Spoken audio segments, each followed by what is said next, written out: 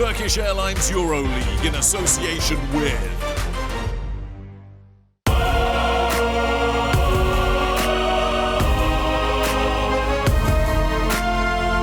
Here now, in this game, one goal, one team. Fight for that possession, gotta act fast. Another shot, another pass. The city comes to life and they got something to say. Come on, let's go. I feel devotion. AS Monaco, Fenerbahçe Beko Istanbul, and this place is jumping. Oh my goodness, he makes the bucket. Fenerbahçe found their mojo. The game is on the line. Jordan Lloyd is the hero. Marko Guduric finishes with a left-handed jam. This crowd is hyped. Salah! We're going to game 5. It's going to be a war, it's going to be a fight. We'll go to Monaco and we will fight like crazy.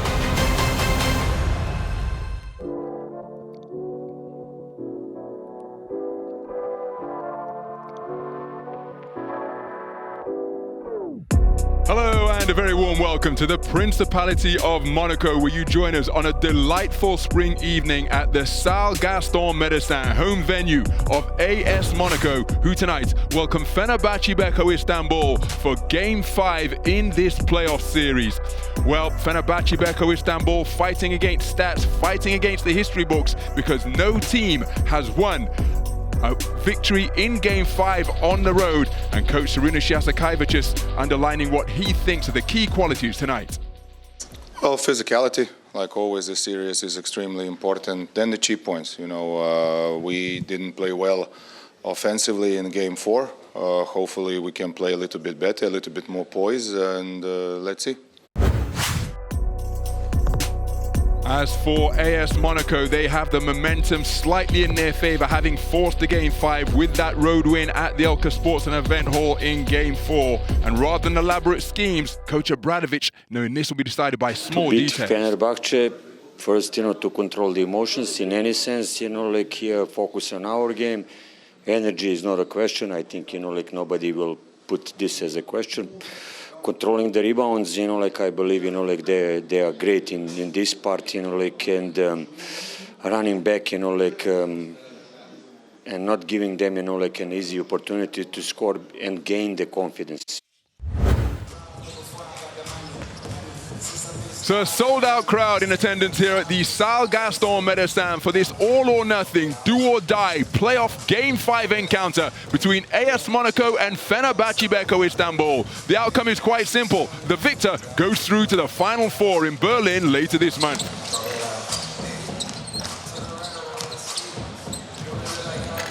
So a small pocket of Fenerbahçe fans have managed to secure some tickets here at the Salle Gaston Médecin, but they will be drowned out by the majority of AS Monaco fans. Ticket requests heavily oversubscribed in this venue that holds a capacity of 5,000. Could have been attended by twice as many spectators. Such was the glut of ticket inquiries by the locals. Well, Real Madrid, who set that regular season standings record, sweeping their compatriots Baskonia Vitoria Gasteiz, Panathinaikos, dramatic scenes at the Oaka yesterday, prevailing in Game 5 to extend the record of home teams in Game 5 of the playoffs to now 19-0. We are deadlocked here, 2 games apiece through the first 4 encounters, and it's an identical scoreline which sees Olympiacos travel to the Palau Blaugrana later tonight. 2 tickets remain to the Final Four in Berlin later this month.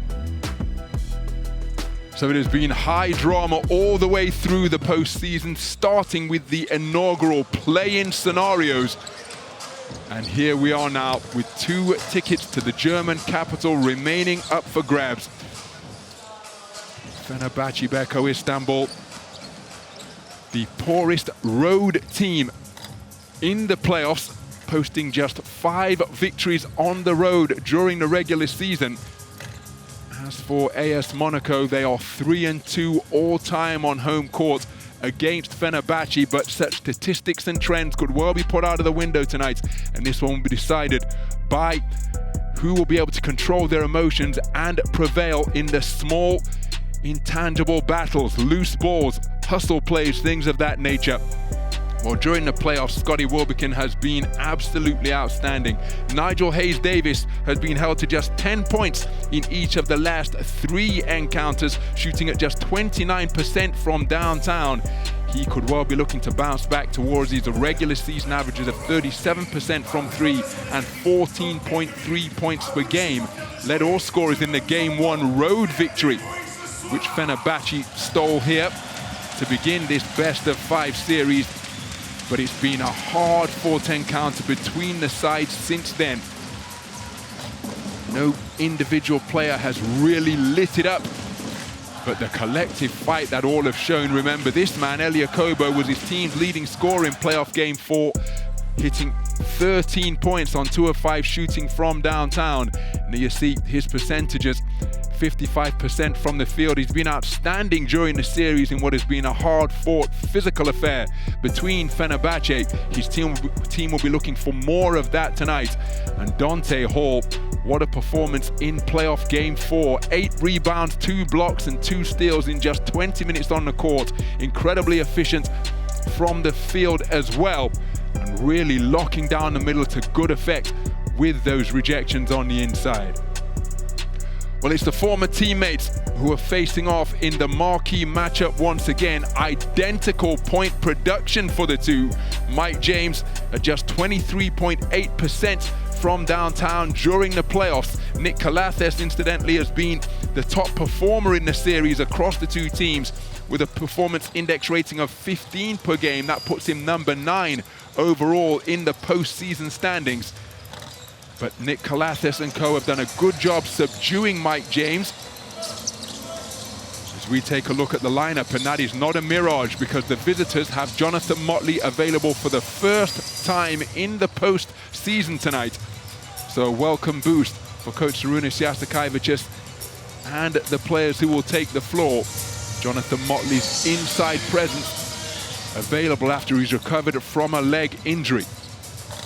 As for AS Monaco, well, John Brown has recovered from a shoulder injury, which he sustained in Game 2, so missed Game 3 and 4. And so his high intensity, high motor, high IQ play, particularly on the defensive end, available for Coach Sasha Abradovic and the AS Monaco teammates tonight. This is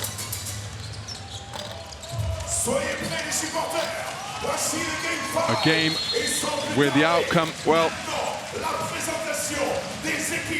it is what these players have been competing for all campaign long.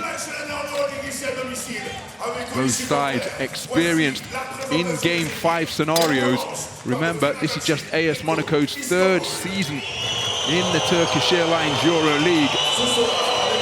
They've made the playoffs in each of the previous seasons. Experienced in Game 5s over the last 2 seasons as well, prevailing last season when they beat Maccabi Playtika Tel Aviv, losing against Olympiacos the year before that. As Fenerbahçe make their way out onto the floor, they're being encouraged by the small contingent of traveling fans clad in the yellow and blue of Fenerbahçe Beko Istanbul, but for the most part, it is wolf whistles and cat calls cascading down from the stands here in the Sal Gaston Medicine. Fenerbahçe Beko Istanbul out onto the floor, looking to steal a 2nd road victory in this series. Nate Sestina was outstanding in playoff Game 1, anchoring them to that overtime victory in a game where he scored a career-high 16 points on 4 of 5 shooting from downtown.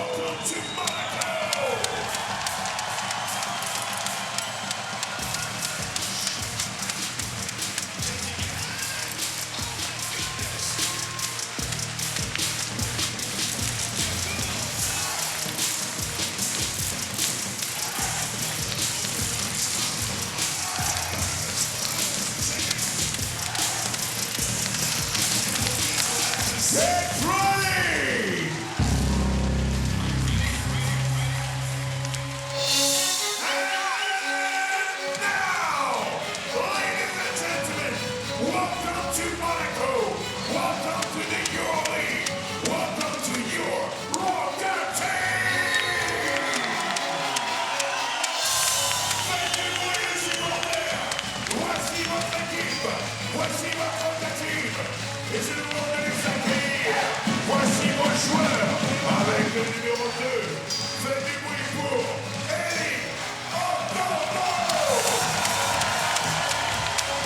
So number 2, Elia Kobo leads the home team out onto the floor from the bowels of the Salle Gaston Médecin, and the atmosphere absolutely electric as the home team make their way out onto the court.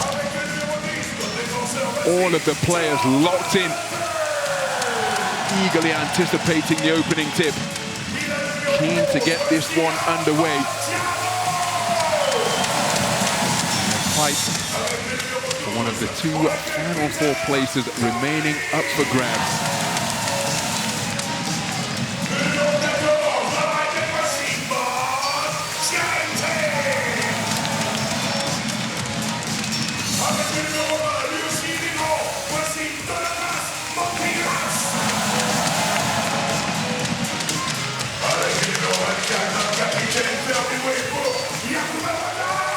And amongst the strobe lights, just caught a glimpse of Donatas Motiejunas. He has been Monaco's performance index rating leader during this playoff series at 13.5 performance index rating per game, puts him 14th in the EuroLeague. And again, Mike James, who's been relatively subdued, the all-time leading scorer in the Turkish Airlines EuroLeague.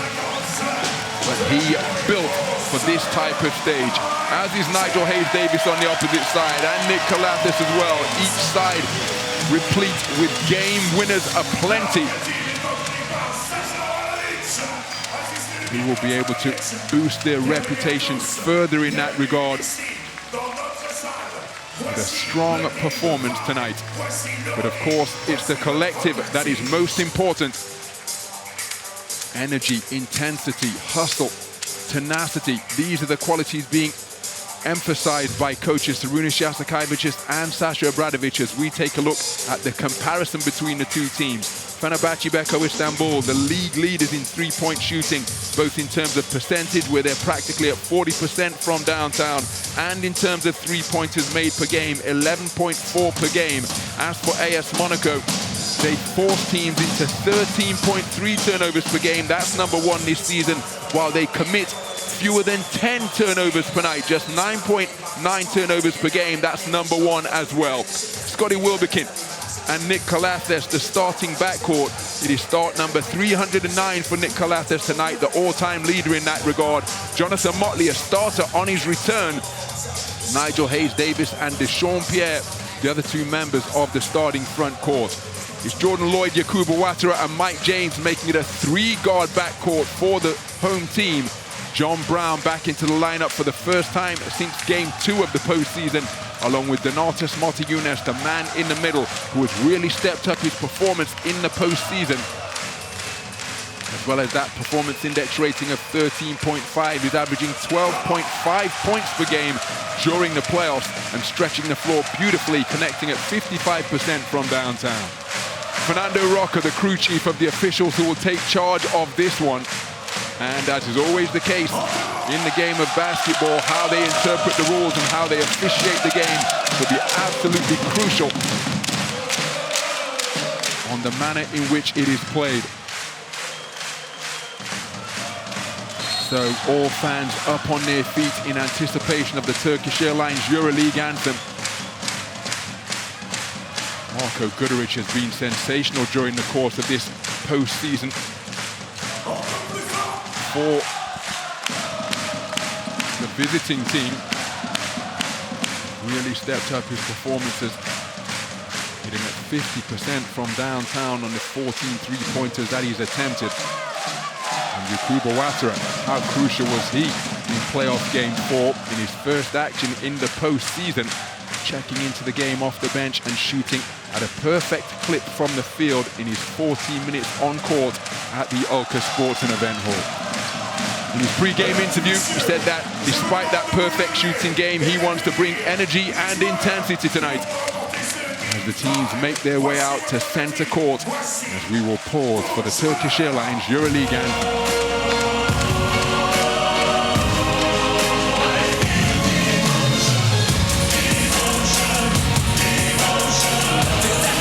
In the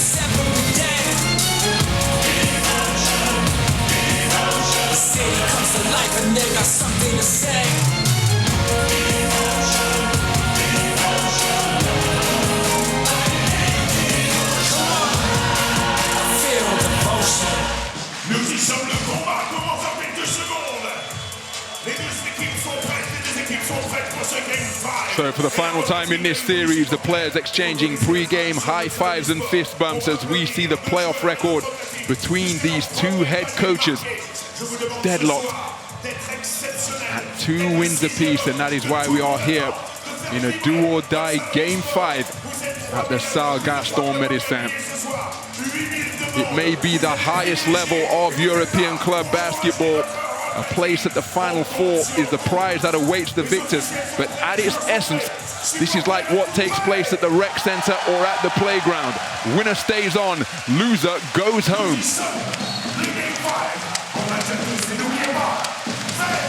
So the opening tip is up, and it is controlled by Fenerbahçe. We are underway in this Game 5 encounter to determine who will go through to the Final Four in the German capital of Berlin.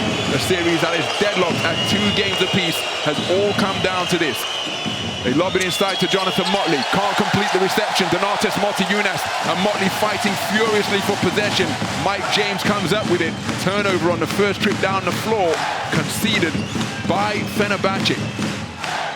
James attacking into the lane. He turns the basketball over into the hands of Deshaun Pierre, and then trying to regain possession of the basketball, commits the foul. It's his first. So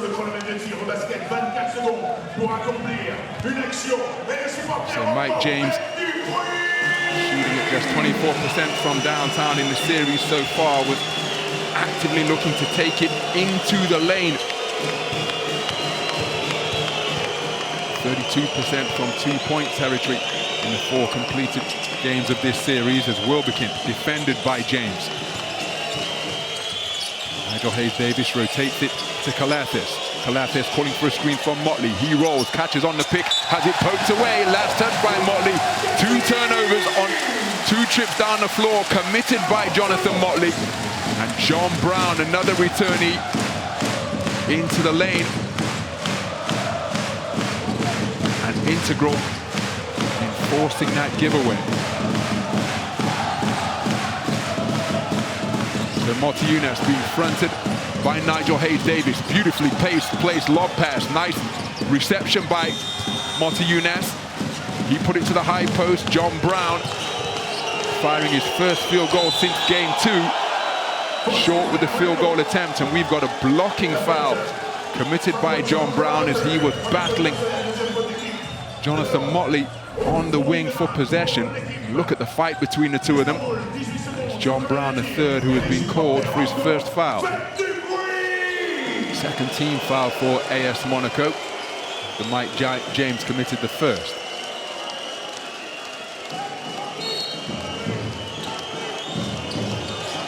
So Deshaun Pierre flares out to the corner. No 5-second violation. They get it into Wilbekin, who makes a nice catch down in the corner. Wilbekin leaves his feet to pass. Deshaun Pierre from downtown off the front iron. Jonathan Motley offensive rebound and stick back. And there is the value of Jonathan Motley writ large. Outstanding on the offensive glass. And he gives it the first score of the game. 2 minutes 45 gone. Excuse me, 1 minute 45 gone. Mike James being defended physically, loses his footing, loses the basketball. Now he's still got it on his back, and it's going to be a shot clock violation, but the ball recovered by Nigel Hayes-Davis. The field goal from off his back, and Motiejunas has hit the deck. He cleared the runway, and my goodness, the referees are allowing the ballers to play tonight, opening up the avenue for Nigel Hayes-Davis to take it down the lane and finish with the flush. Nigel Hayes-Davis has just taken a shot to the mouth. Mike James into the lane and finishes with the reverse. 2.5 minutes gone, and AS Monaco put their first score on the board. So Ouattara defending Nick Calathes. Mike James draws the offensive foul as he winds up on the deck once again, putting his body on the line for his team as he's bowled over by this illegal screen by Jonathan Motley.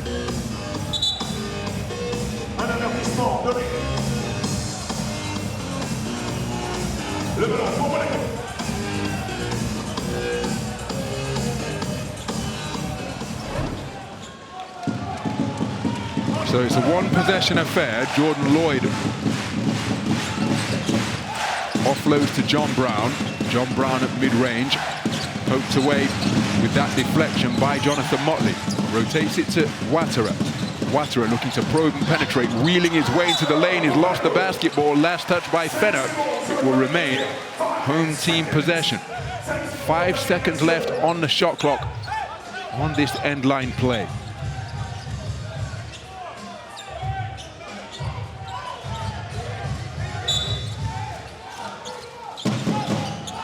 So Mike James puts it to Nartas Motiejunas, who drives, puts it straight into the hands of Deshaun Pierre. Desperation three-pointer launched by John Brown to beat the shot clock buzzer that was about to sound. Nowhere near drawing iron. Instead, it's off the top of the backboard. And another turnover committed by AS Monaco. The team with the team that lead the league in that regard, committing just 9.9 turnovers per game, have committed 2 of them already. There's Ouattara shadowing Nick Kalathis. Wilbekin, James feeling for the screen. Nigel Hayes-Davis from downtown off the back iron. Nigel Hayes-Davis follows, gets there an offensive rebound. Can't let the stick back to fall, but it's that man once again. Jonathan Motley in his first playoff fixture of the series. 2 offensive rebounds, perfect shooting from the field, 4 points in the game. His team lead by 4 for the second time.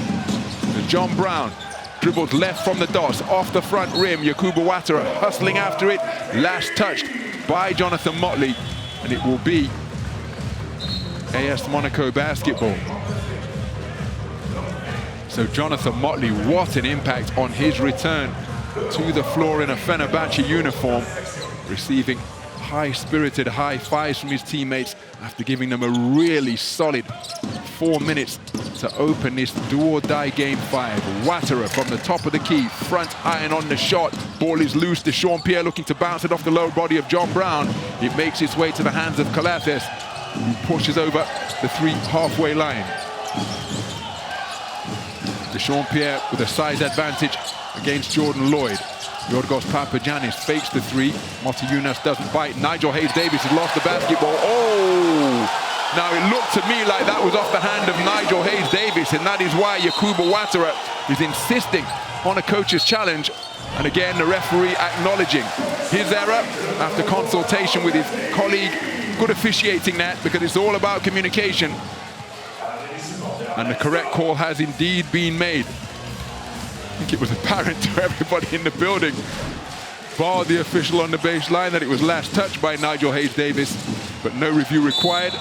As John Brown slices his way to the bucket, fouled in the act of shooting by Yorgos Papagiannis, will go to the free throw line for 2.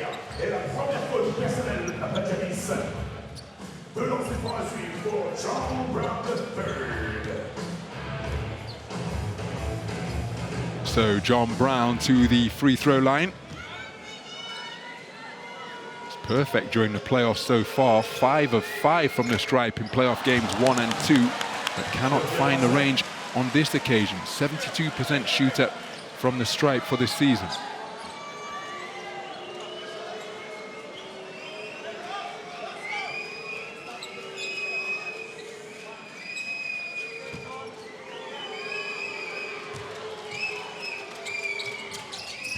So John Brown strokes the second. It's a 1-score game. AS Monaco trailing by 3. Nigel Hayes-Davis setting a screen to free up Nick Kalathis. Wilbekin, Mike James pursuing him around the 3-point arc at the top of the key. Deshaun Pierre looking to take advantage of the mismatch down low once again in terms of size. And he stepped out of bounds. Nigel Hayes-Davis with a careless turnover. Kemba Walker and Terry Tarpey not suiting up tonight. Terry Tarpey undergone meniscus surgery, hoping to return in a couple of weeks. They dump it inside to Motiejunas, not caught for the push-up. Push-off, wonderfully quick hands to get that field goal attempt away and open his account in this game. His team trailing by just a single point now as Kalathis using the screen from Papagiannis. Down to the baseline, Ouattara has recovered. Papagiannis setting a screen on the perimeter. Kalathis keeps his dribble alive, gets into the goal. What an offensive rebound, but it's an offensive foul by Yorgos Papagiannis. And that is going to be his second. Now, if he talks too much, while Jordan Lloyd wanting the basketball back, Yorgos Papagiannis was reluctant to give it up. So Papagiannis called for his second foul in just a minute and a half on the floor. So look at Ouattara, despite being overmatched physically down low. I think that's a little bit unfortunate on Papagiannis' behalf because he was looking to make a regular box-out motion. You see Jordan Lloyd wanting the ball back. So beyond the midpoint of this first quarter, it is a low-scoring affair. AS Monaco trailing by 1, 5-6 the score. I was just ready for anything. Like, I was just ready to go hoop. Basketball is the most beautiful sport in the world. Myers on ya! Another overtime! Hayes Davis, the skip and the score, and a performance for the ages.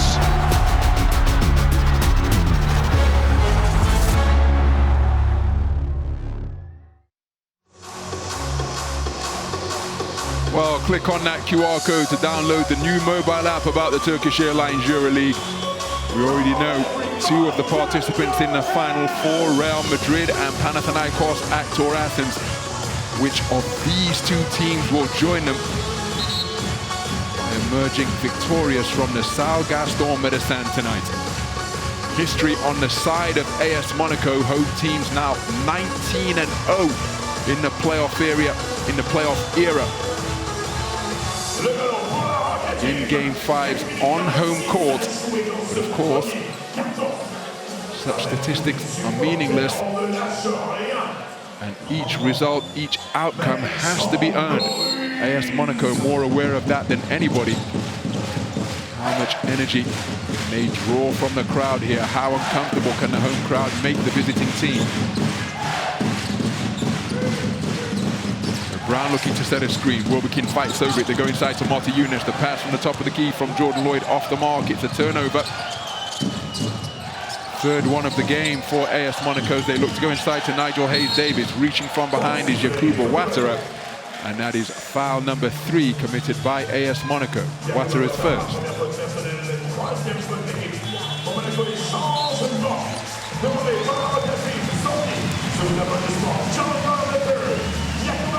So Yakuba Ouattara taking a seat on the sidelines. Jerome Blossomgame checking in for the first time tonight. So to Alpha Diallo. John Brown and Yakuba Ouattara take a seat on the sidelines. So Diallo defending Kalathis. Marta Younes hedging out to help. Oh, wide open down low is Donatas Marta Younes. Miscommunication on the switching helping D of AS Monaco. Remaining on the floor with 2 fouls is Yorgos Papagiannis. Sees his team extend their lead to 3. Marta Younes wheeling in the lane. Beautiful footwork in and around the low post from Donatas Marta Younes. 4 points in the game to lead his team in scoring. Brings his team back to within 1.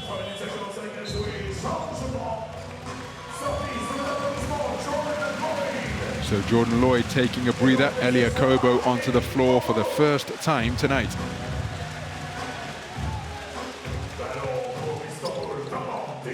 So Elia Kobo applying full court pressure to the ball handler. Kalathis over the halfway line.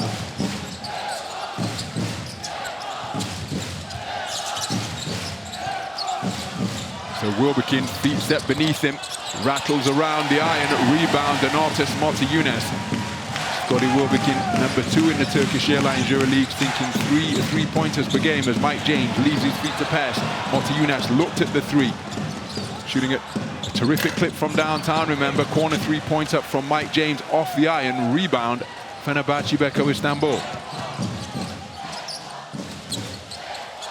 So Papagiannis posting up Alpha Diallo, looks to dump it down low. Mike James with deflection into the hands of Alpha Diallo. Terrific anticipation, Mike James, to bag that steal. His first of the game. Diallo one-on-one with Papagiannis. Papagiannis beaten on the baseline drive. He floats it all the way back out to Mike James on the perimeter. Does Alpha Diallo. Now it's Eliakobo looking to blow by Scotty Wilbekin. Scott stops at the free throw line, and the mid-range J is good. And that jump shot from Eliakobo gives AS Monaco their first lead of the game. They're up by 1. It's a run of 4 points without reply that has given them that slight advantage. Calathes driving, contorting his body, kisses it off the glass. Fouled in the act of shooting, will go to the free throw line for 2.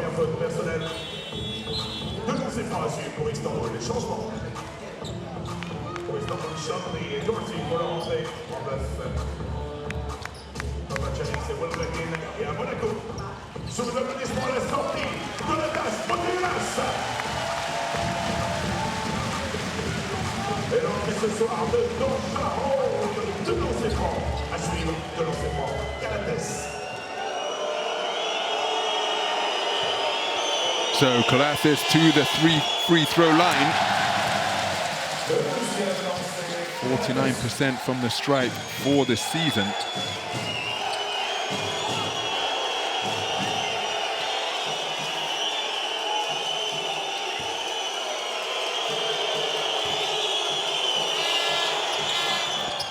Makes the second to tie things up at 9 points apiece.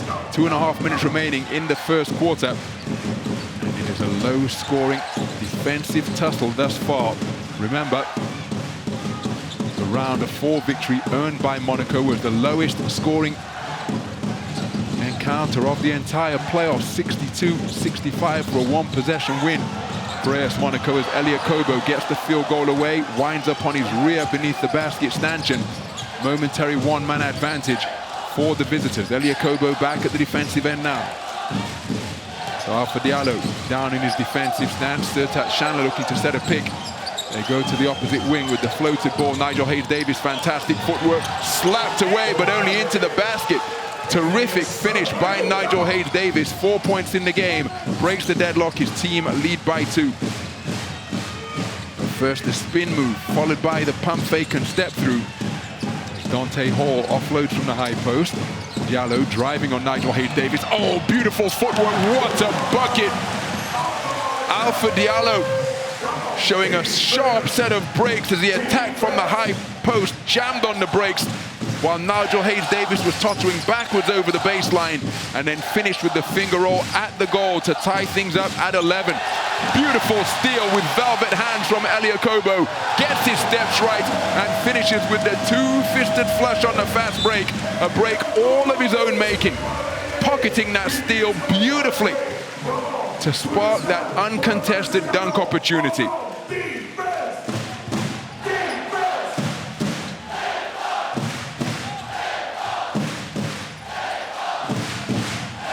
So largest lead of the game for AS Monaco. Threading the needle is Nigel Hayes-Davis. Alpha Diallo hanging in the air, making contact with the backboard. After the pump fake, Calathes kicked it back out to the perimeter. Nigel Hayes-Davis, one-on-one with Dante Hall, pulls up from 3. Shot is off the iron. Eliakobo climbing high for the board. So Eliakobo in the open court. Shakes off Tyler Dorsey. They hang it off for Dante Hall, who carries Nigel Hayes-Davis to the rack while completing the baseline alley-oop. A spectacular play completed by Dante Hall. The all-time leader in 2-point percentage at 75% from 2-point range, and that gives you an idea as to why. High percentage field goals are his order of business, but Nick Calathes looking to silence the crowd with another creative take to the rack. Finished at the window to make it a 2-point game. Alpha Diallo for 3, good look at the basket, could only find the back iron. Well, a low-scoring first quarter comes to an end with AS Monaco leading by 2. AS Monaco 15, Fenerbahçe Beko Istanbul 13.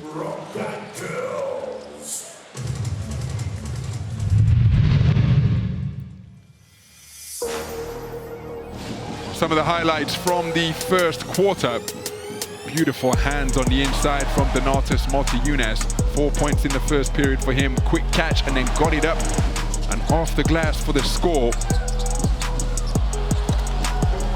Yorgos Papagiannis rolling to the bucket off the pick, and when the double team was applied to Nikolathis. Papagiannis was wide open, but Lucas Donatas Motiejunas twirling in the lane before finishing with the baseline jump hook.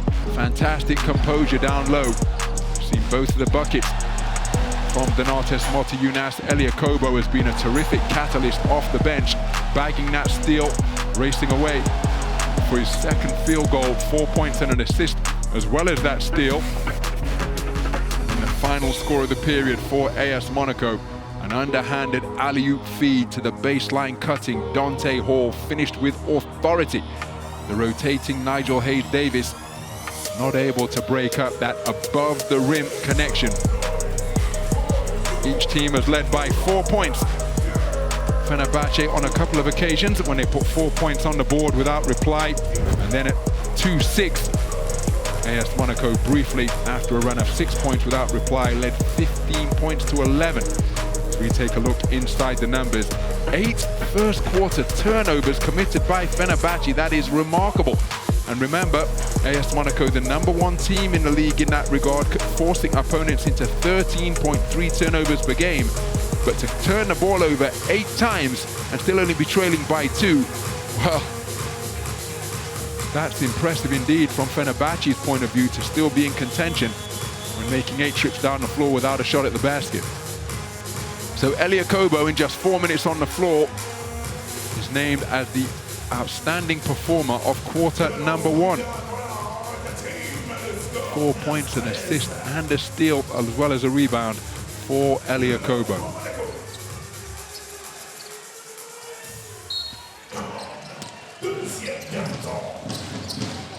So the second quarter underway. Both teams remain in search of their first three-pointer. As we take a look at the 5 on the floor for the home team. Each side going 0-4 from three-point territory in the first 10 minutes. Dante Hall offloads to Jordan Lloyd. Jordan Lloyd stopping just beneath the free throw line, and that mid-range line drive is a thing of beauty. It's the second 4-point lead of the game for AS Monaco. 17-13 the score as we take a look at Fenerbahçe 5 on the floor.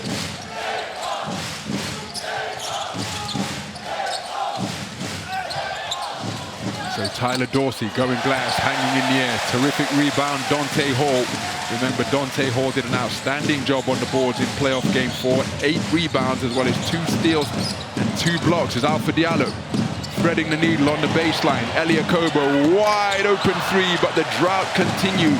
Fenerbahçe Beko Istanbul forcing Elia Kobo into that miss, but the drought brought to an end from Jerome Blossom game.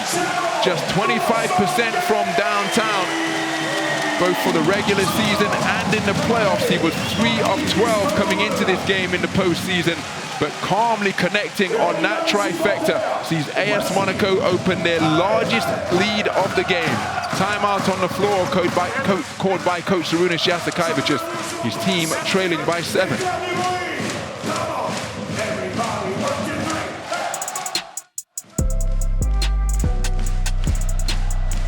Well, Jonathan Motley had been sidelined with a leg injury for the entirety of the postseason, but having got a start on his return to action tonight, just look at the impact the man has had. His energy, his intensity, his tenacity when pursuing shots coming off the rim, instilling that culture into his team, fighting for everything that comes off the iron.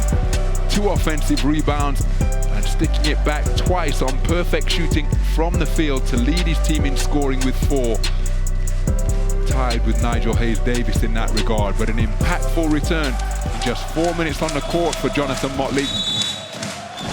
His services available for Coach Sarunas Jasikaevicius to call upon for the remainder of this game. The Jerome Blossom game, hitting the first three-pointer of this Game 5 encounter. 0-4 in the first quarter for both of the teams from three-point territory.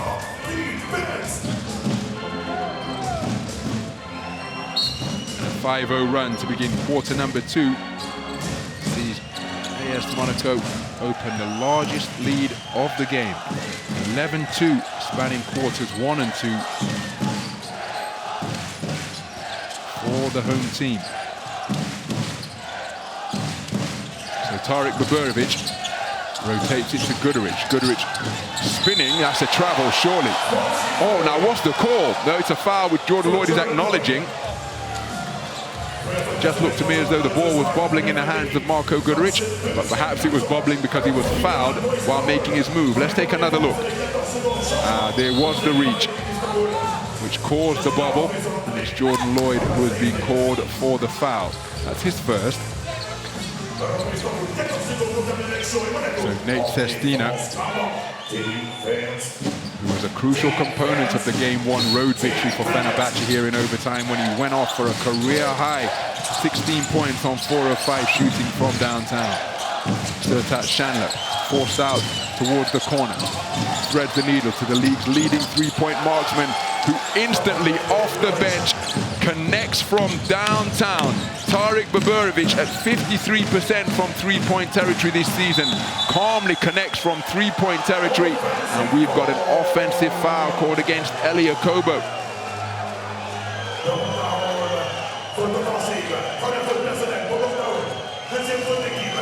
So Amin Noir concentrated over on the sidelines. Not available for Coach Runas Jasikaevicius tonight. Sestina looking for another three-pointer, and Nate Sestina lands from downtown.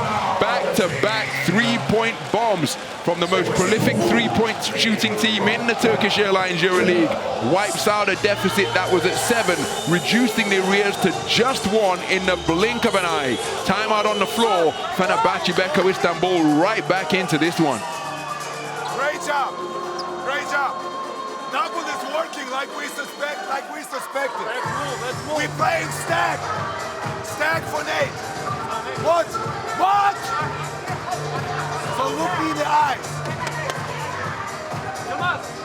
Hey, Marco, directly in front of Nate. Scotty, Tarik. High UCLA. Mod, maybe. Marco. It was already open one time. Very good look, by the way. And then Mod, we go. Mod. Keep the excitement. Let's go. Make some noise. If not, you're finishing with Marco. Foul to give. Foul to give. Be aggressive. Hey. Well, another look at the calm connection from the wing by Nate Sestina. Missed his only three-point attempt in playoff game 4. That's 8 minutes on the floor, and that was his only field goal attempt. Kemba Walker beneath the bucket hat.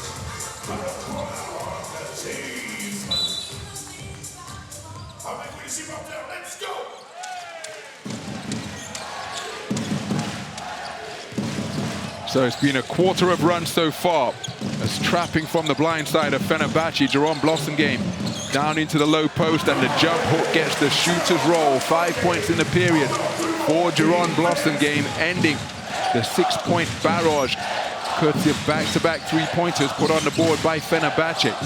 Monaco starting the quarter with a 5-0 run, followed by a 6-0 run, as Nate Sestina off the back iron from deep. Jerome Blossomgame with the board. Jordan Lloyd pushed, he's looking for the foul. Alpha Diallo hustling after it, saves it to Jerome Blossomgame before it's rotated to Elia Kobo, who pulls it out to the half-court logo. Dante Hall down the lane and finishing with delicacy. We know all about his dunking prowess, but how about that changing hands mid-flight to avoid the outstretched arm of Jonathan Motley, and showing delightful touch off the window. Dante Hall with a terrific take down the lane.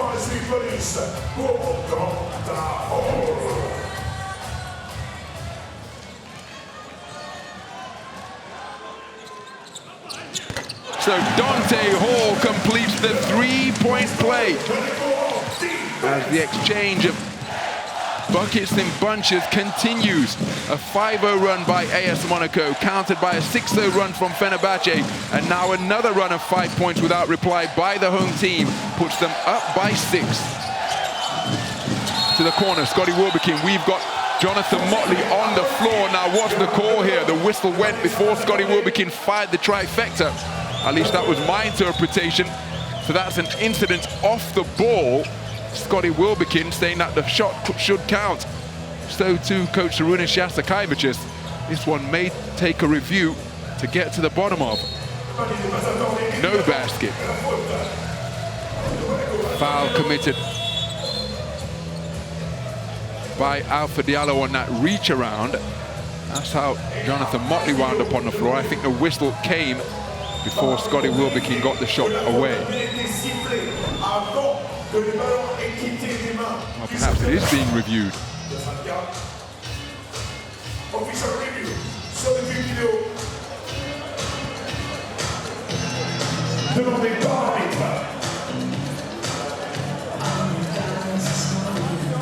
Foul.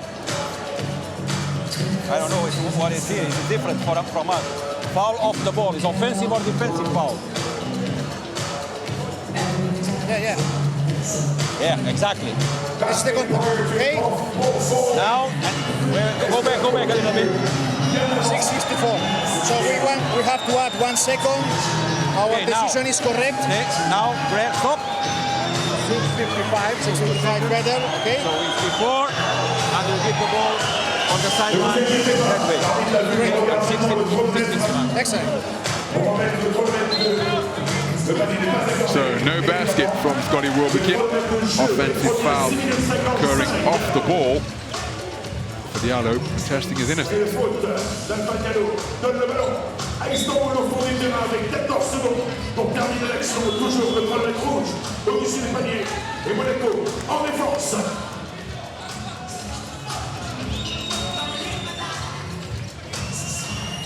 Et les supporters, on y retourne. Let's go, defense! Defense! So Marko Guduric looking to inbound from the end line. Wilbekin fakes the three. Now dancing at the top of the key, drives on Dante Hall. Dante Hall doing a good job to stay in front of him by moving his feet. Shot clock in the red. Guduric down the lane, goes to his trusty left hand, and finishes with the extended finger roll off the glass to end the run of 5 points without reply, bring his team back to within 4. Marko Guduric with his first points of the game as Elia Kobo working on Wilbekin. Pulls up, mid-range bucket and the foul. Wilbekin's shoulders slump as he fouls the shooter in the act. And Elia Kobo's mid-range mastery continues. Pulling up from 15, the foul evidence on the elbow, but not enough to distract the touch of Elia Kobo, who will now go to the free throw line looking to add one more. The outstanding performer of quarter number 1, playing with effective aggression here in the second. So Elia Kobo completes the three-point play and AS Monaco lead by 7 for the second time in this second quarter. Mike James back onto the floor. He picking up Kalathis. And it's interesting. AS Monaco's bench doing an outstanding job to build that lead. What a catch on the curl. And while Elia Kobo was caught up on the pick, Scotty Wilbekin got his feet planted beneath him and buried the three-pointer. His first made field goal of the game brings his team back to within 4.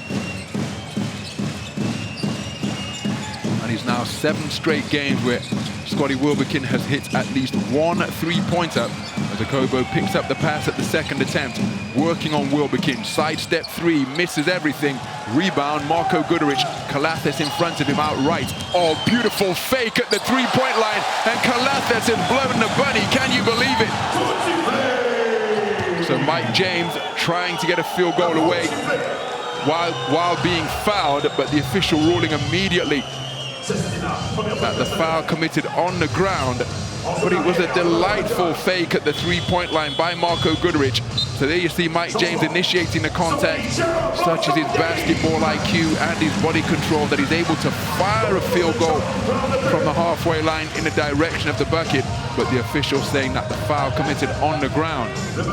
But the head fake at the three-point line and the ball fake from Marko Guduric The thing of beauty. Hooked up Nick Calathes with a wide open layup down low, but Calathes couldn't get it to go.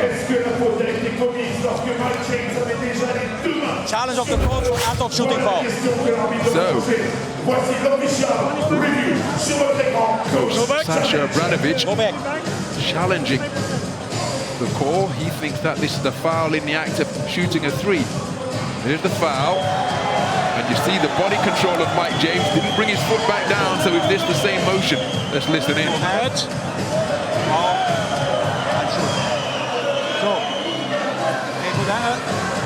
Stop. Catch. Continue. Go. Ball in two hands. It's continuous motion. Up there.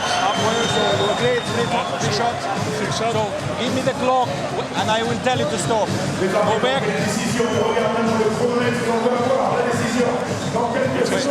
It's clear. One more. Gather the ball. Stop. It's okay. Just gather the ball. Okay. Just gather the ball. And after goal, we do all this. Is that the shooting itself? Is that the shooting for 145? Okay, 3 shots. Okay, I will say.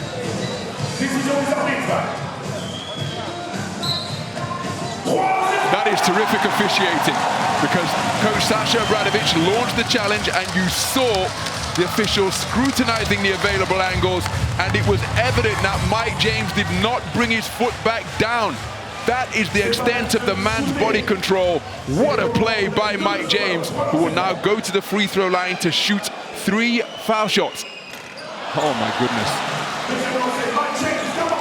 Mike James, 75% from the free throw line during the playoffs. That is slightly lower than his 77% connect rate during the regular season. Having worked so hard to get these 3 free throws, he's missed the first.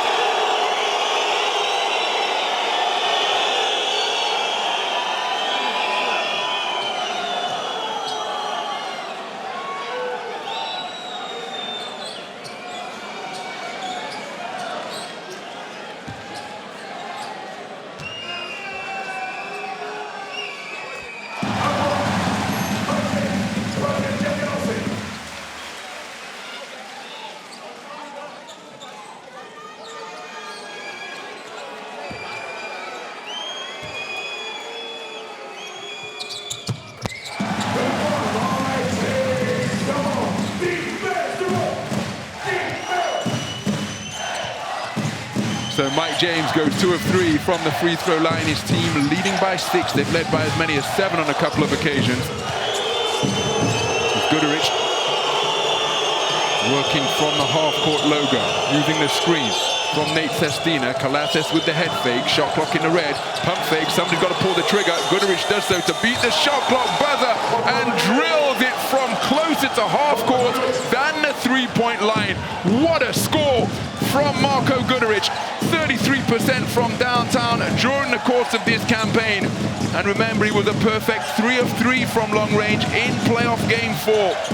Outstanding shot making to make it a 1-score affair here. Fenerbahçe trailing by 3 as Wilbekin hitting the deck to dispossess Mike James. Sestina on the run.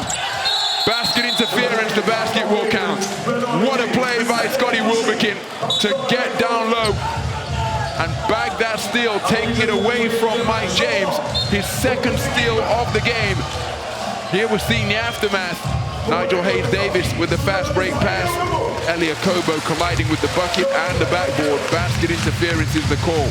But what a shot from Marko Guduric. 3 points indeed. Marko Guduric continues to have the hot hand. 5 points in the game on perfect shooting from the field. And this time it's Fenerbahçe's turn to make it a significant scoring run. During this 8-2 run, AS Monaco's only points coming from the free throw line after Mike James went 2 of 3.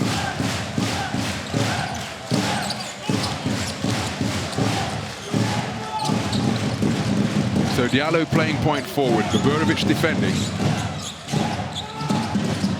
Lloyd. Defended by Guduric. Low post is wide open. Short corner J is off the mark. What an offensive rebound. John Brown, ball still live. Donatas Motiejunas got a hand on it. Jordan Lloyd comes up with it. The offload inside to John Brown, and we have a foul. Now John Brown trying to say that he was shooting here, but I'm not sure that he was, because I'm not sure he ever had possession of the basketball. So here's John Brown fighting for it on the inside. Ball comes loose. Motiejunas in the thick of it. John Brown dispossessing Nate Sestina. Now, to the naked eye, to me, that looks like a foul on the ground, and that is what the officials have ruled as well. So Mike James floats it out to Alpha Diallo. He checks the status of the shot clock and the game clock. It was a recycled 14 on the end line possession. Jordan Lloyd, underhanded scoop taken off the iron by Nate Sestina, guided into the hands of Nigel Hayes-Davis. So Bogorovic rotates it, 2-3 zone set up by AS Monaco. Nigel Hayes-Davis looking to back down Mike James, spins into an open baseline. Sestina fakes the three, offloads to Tarek Bogorovic, has his dribble disrupted by Alpha Diallo, who reached in on a pincer movement. John Brown has hit the deck, gets back to his feet, looking to set a screen. Now Calathes resumes his duel with Mike James. James acrobatically into the lane, gets the shooter's roll, looking for a foul. The official's not interested. 4 points in a row for Mike James, 2 from the free throw line, followed by that field goal. His team remaining in front by 3. My goodness, this one is being played with the type of physicality you would expect in Game 5 of a playoff series. Players really having to work hard for their scores, as evidenced by this drive and finish. Score with a high degree of difficulty, netted by Mike James.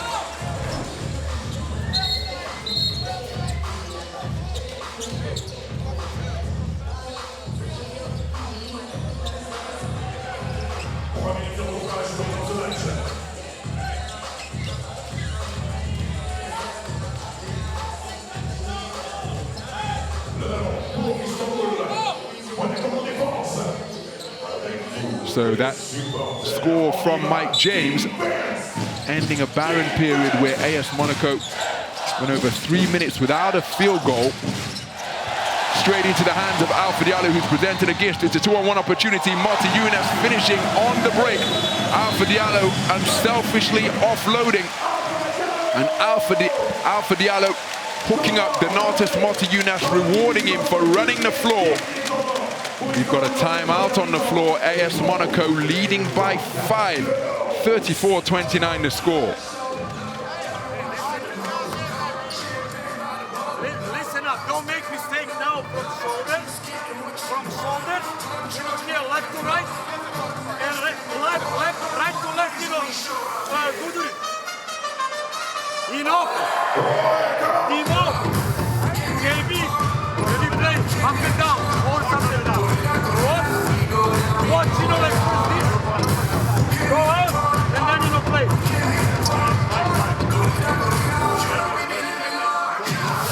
Hey, one more time, guys. On the top, more on the top. Horns up and down. Guys, whenever we fall down, they're running right away. Hey, try to get up. Hey, Sestina's walking. Watch out, Sestina's walking. Watch out. Come on, let's go. Let's go, guys, let's go. Let's go.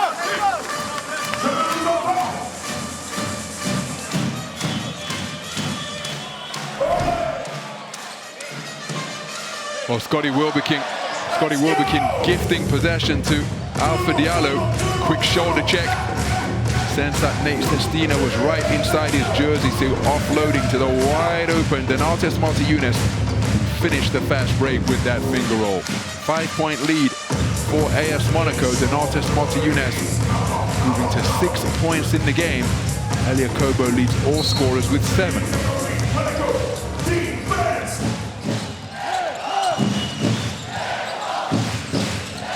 So, under 3 minutes remaining in the first half in what has been a hard-fought, physical, low-scoring playoff Game 5 encounter thus far. Collathis with the dribble still available to him. Dumps it inside to Nigel Hayes-Davis. Ball fake. Back out to the top of the key. And Nate Sestina back at the Sal Gaston Medecin shooting the lights out once again. 8 points in the game to lead all scorers. 2 of 3 from downtown. His team back to within a single score. They trail by 2. John Brown hits the mid-range J from the elbow to put his team up by a 2-possession margin of advantage once again. They lead by 4.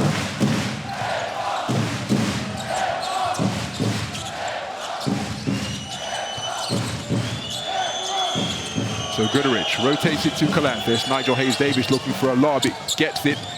Pump faking, pivoting out to Sestina. Collathis standstill 3-pointer off the back iron. Deflected out to Nate Sestina. New 14 for the visitors. Collathis checking his options. Nigel Hayes-Davis and Alpha Diallo battling down low. Flat pass makes its way to Nate Sestina. Tough 3-point attempt to the line drive off the back iron. Rebound AS Monaco. On the defensive intensity. Oh, beautiful backdoor cut. John Brown retrieved the deflected pass. Oh, what an offload! And what a finish! Alpha Diallo on his cut through the lane, hooked up by fantastic vision and feel from John Brown III. And it's a 6-point lead for the home team. Short on the 3-point attempt. Knee-high rebound secured by Donatas Motiejunas. So we're inside the final minutes of this second quarter. Motiejunas drops it off to Eliakobo. Motiejunas fakes it through, drives on Nigel Hayes-Davis, buffeted en route to the basket, the foul committed on the ground. And that put Fenerbahçe Beko Istanbul into the penalty. It will send Donatas Motiejunas to the free throw line. Fantastic vision from the wing by John Brown III. Alpha Diallo acknowledging that hookup immediately.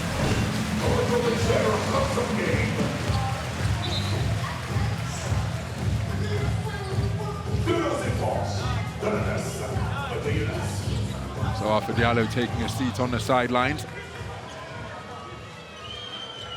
To the free throw line, Donatas Motiejunas, who's done an outstanding job from the free throw line this season and during the course of the postseason. 78% from the free throw line in the playoffs. And for a man who's a 56% career shooter, that is a remarkable improvement. And remember, that 56% will have improved because of his percentages during the regular season and the playoffs. But 78% from the stripe in the 4 playoff games so far is an outstanding effort. So it's the largest lead of the game for AS Monaco. They've led by 7 on 2 occasions earlier in this quarter. Now they're up by 8. 30 seconds and change remaining in the first half. Collathis down to the baseline and back out to Wilbekin. Wilbekin from the sideline logo. That is a big bucket. My goodness, clutch shot making in the closing stages of the first half from Scotty Wilbekin. One dribble, pull up right from the sideline logo. And despite the contest from Eliakobo, Scotty Wilbekin's stroke was true.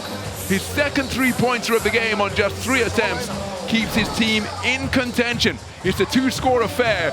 AS Monaco 40, Fenerbahçe Beko Istanbul 35.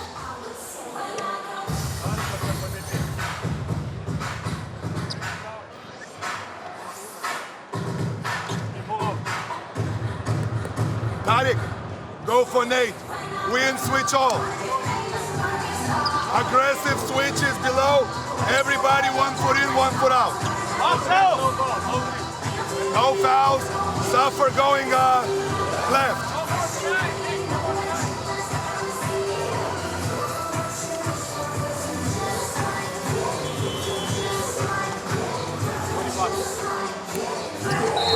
Top 11 or no? Top 11 or no? No, no. Just front, guys.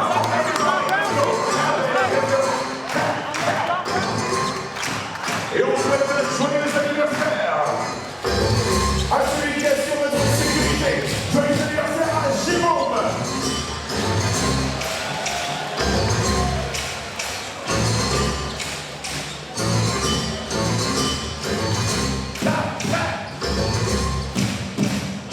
25.4 seconds remaining in the first half.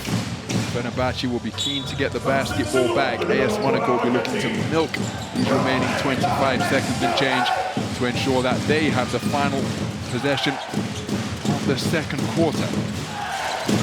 We'll begin defending Akobo. Too high and too low, and a spread court as they hang it up. Jerome Blossomgame can't complete the alley-oop. Marco Goodrich picks up the pieces. Lots of time to get a shot away from the halfway line. Scotty Wilbekin off the back iron.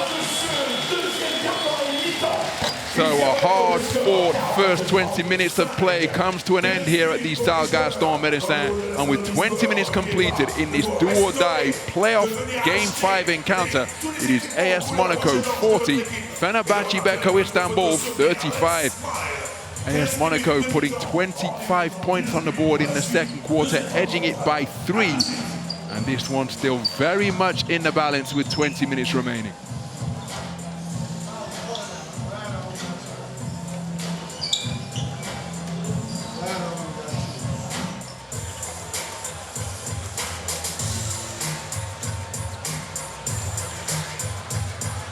Well, let's hear from Nick Colassis, 3 points and 3 assists in the first half. Nick, what would you like to see change in that second half? Oh, we got to play a little better defense, maybe some offensive rebounds, but we're getting some shots that we want, and we just got to finish. Thank you.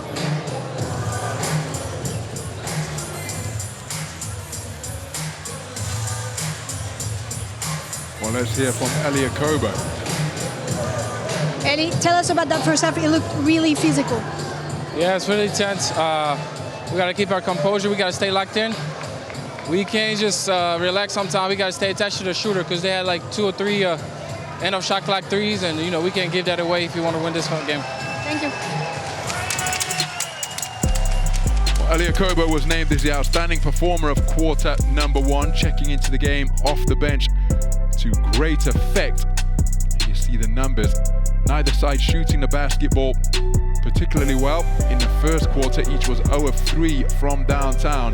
Fenerbahçe have made amends to end up going 5 of 7 from three-point territory in the second quarter. AS Monaco just 1 of 4. But Eli Akobo, that steal was an absolute gem. Picking the pocket on the perimeter and racing off for a fast break. Turkish Airlines, BKT,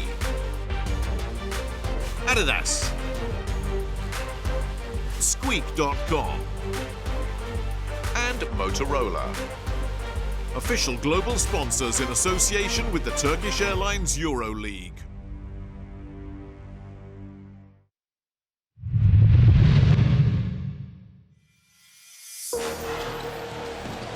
Some of the highlights from the first half. It was Jerome Blossomgame who landed the only 3-pointer of the game thus far. AS Monaco 1 of 8 from downtown. Nate Sestina checked into the game and made it back-to-back 3-point buckets after Tarik Baburovic drilled from downtown. The 7-point lead at 2013 was reduced to 2019 in a flash. Dante Hall been really effective. How about Eli Akobo hitting at the mid-range on the 3-point play, and then Marco Goodrich, deep 3-pointer from closer to the half-court logo than the 3-point line. Mike James, an acrobatic take and finish down the lane off the glass. 6 points in the game for him, perfect from 2-point territory and 2 of 3 from the free throw line. Scotty Wilbekin, 1 dribble pull-up from the sideline logo with Eli Akobo draped all over him.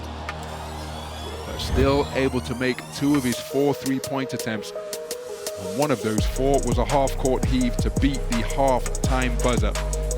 So in reality, 2 of 3 from downtown. Really efficient shot-making from Scotty Wilbekin, one of the best 3-point shooters in the Turkish Airlines EuroLeague. Fenerbahçe Beko Istanbul to the free throw line just twice, doing a better job reducing the turnovers, 2 in the second quarter.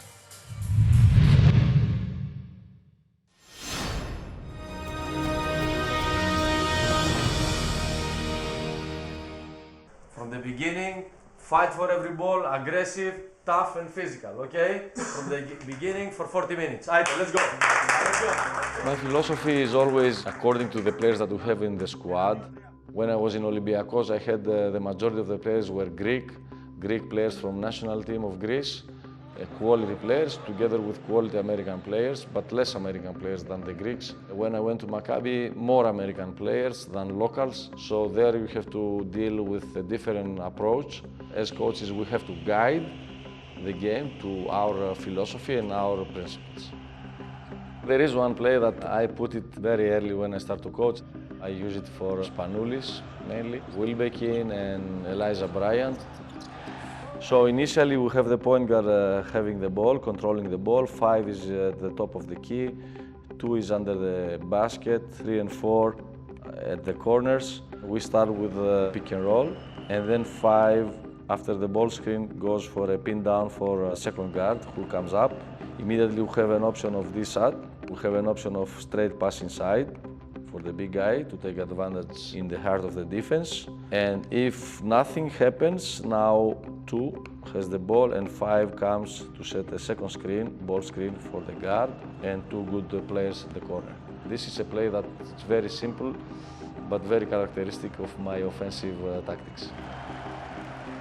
There are a couple of plays that during all these years we succeeded to win games. Against Khimki, at the end of the game, we were down 3 points. I took time out, we had the ball from sideline, so we put a good passer here. 4 was here, 5, 3, and 2. So initially we set a pin down screen for 2, and then 3 immediately came and set a back screen for 4. So that was a long pass to find the weak side big man on the post, and then on the pass, 5 sets a screen for this guy to come out and receive the inside-out pass for a 3-point shot. Tyler Dorsey fakes Devin Booker, pulls the trigger and connects from downtown! We tied the game, we went in overtime, and then we won the game. I want to learn and improve myself every day, no matter my age and no matter how long I'm coaching. I want to get better and to improve myself. Okay, first, work hard. Find ways to improve the players, individual practices, team practices, tactics, techniques. You need to work hard. Secondly, improve yourself, okay? You need to be always creative as a coach, and you need to find the ways how you will be better as a coach. And the last thing, be patient. If you work hard and you're improving yourself, you do a good job, sooner or later you will find your opportunity to go to the next level and to make the next step. Just be patient and everything will come if you have the other 2.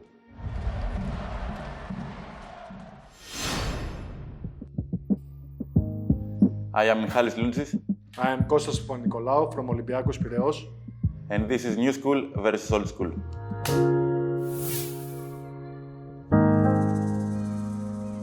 Let me see. Oh my God, Old School. Do you even know what poké is? No. No idea. Okay, I will also go Old School. But I like one and also some Parmesan cheese on top. Okay, so we'll go tomorrow for poké, so you can try it out. No. Yes. I don't trust you.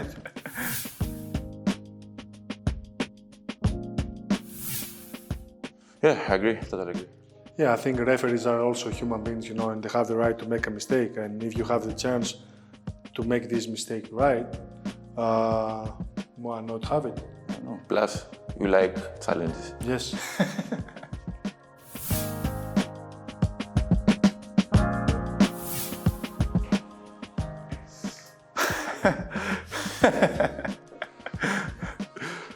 Neither. Neither. I don't know.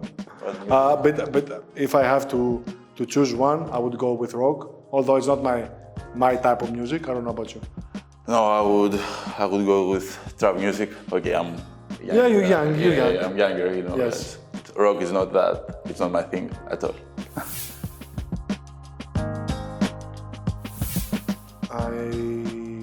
For sure, I never played the old format with this way of finals, but I would hold the Final Four because it gives the chance, you know, for upsets and for the not stronger team to beat the stronger team. It can give you some excitement. It's a game, anything can happen. I think, you know, this way you can see upsets, you can see good games. In one game, something great can happen. In a series of 5, you know, all the magic might be lost. It's more equal, man. Yes. Yeah, I agree. It's not fair. It's not fair. But because I played with him and only that's why, I would go with Nikola. Just because I play with him and sorry Eddie, but that's the only reason. Because you both are great players and they both do amazing stuff. I don't know. I know that. I mean, one of them won the EuroLeague final this year. The other one won the NBA finals. It's very. Bravo EuroLeague for putting us in the spotlight. Now, if we don't choose EuroLeague, it will be why you didn't choose EuroLeague. I go mid like you before, like this.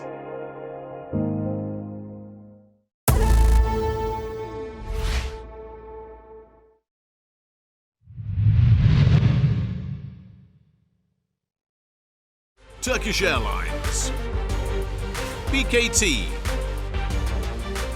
Adidas, Squeak.com, and Motorola. Official global sponsors in association with the Turkish Airlines EuroLeague.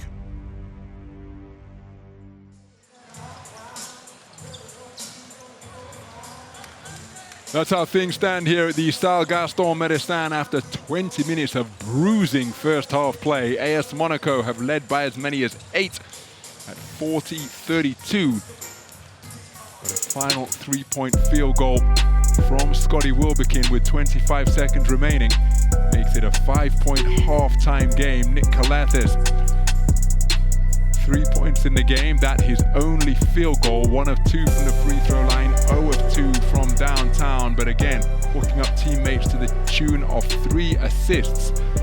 There's some tough shot making from Scotty Wilbekin. Scotty Wilbekin 2 of 4 from 3-point territory. Nick Calates logging some heavy minutes in the first half. Again, so crucial for his club's fortunes on both sides of the basketball. As for Elia Kobo, he checked into the game off the bench in the first quarter and emerged with outstanding performer of quarter number 1 honors. He's got his mid-range game working beautifully. 3 of 4 from 2-point territory, bagged a steal. He dispossessed Tyler Dorsey, raced away for an uncontested jam. One of his mid-range jump shots in the face of Scotty Wilbekin, laying the platform for a 3-point play. 7 points in the game for Elia Kobo. Efficient shooting from 2-point territory.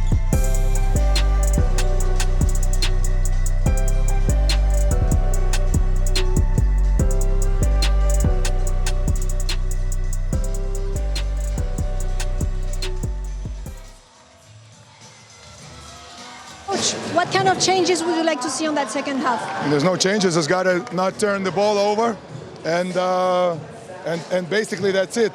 Try to move the ball a little bit more. It's really working when we move the ball. Thank you.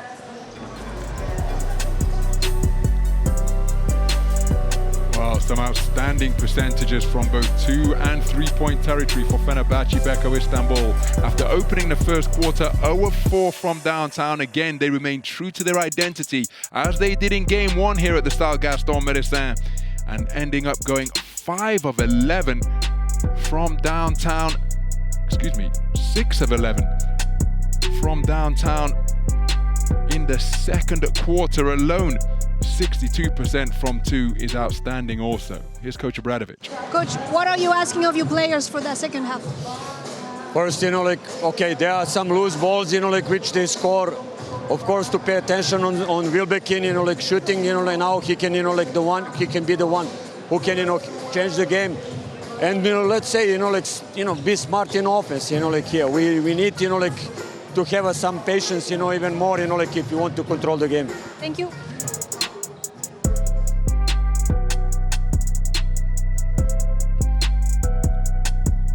Stark contrast to Fenerbahçe Beko Istanbul. AS Monaco enduring a difficult time from downtown. Just 1 of 7 for a 14% clip. That 1 3-pointer made by Jerome Blossomgame after they opened up their account.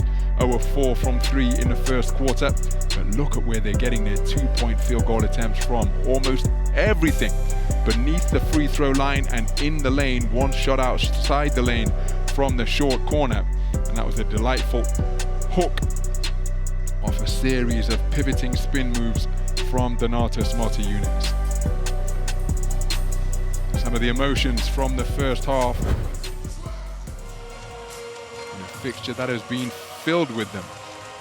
As you'd expect, so much on the line.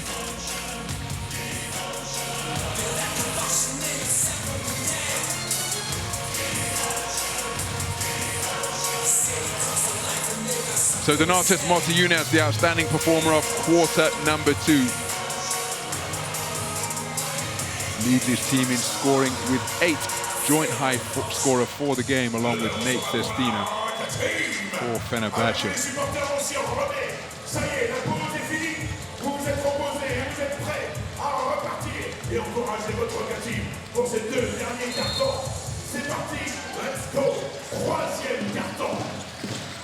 So the second half of this Game 5 fixture between AS Monaco and Fenerbahçe Beko Istanbul underway. It's AS Monaco with the opening possession. They lead by 5. They briefly led by 8 at 40-32. Fenerbahçe in a matchup zone. Nick Calathis at the top of it. Mike James drives on him. Foul committed on the ground. Nick Calathis will be called for the foul. So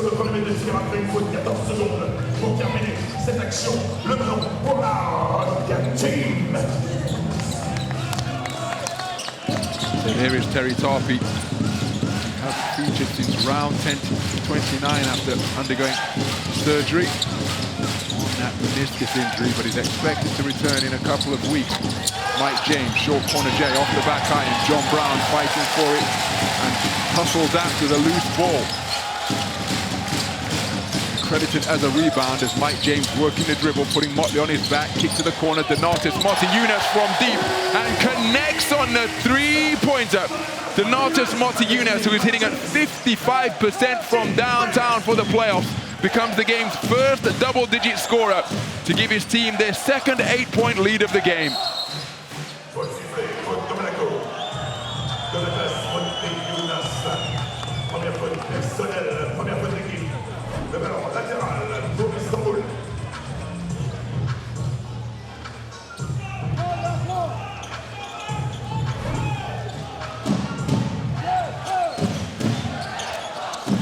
So Yakubu Ouattara looking to make the inbound pass difficult for Nick Calathis as Wilbekin leaves his feet to pass. Calathis dumping it down low to Jonathan Motley. Disrupted by Donatas Motiejunas. Shot clock in the red. Wilbekin aware of it. Working the dribble, applies the brakes. Pull up from 3. Tough bucket from Scotty Wilbekin for the second time in the game. Beating the shot clock buzzer with a miraculous three-pointer off the pull-up. And on this occasion, he had 2 defenders draped all over him. Scotty Wilbekin moves to 9 points in the game to lead his team in scoring, 3 of 5 from downtown. And 2 of those made 3 have been really difficult indeed.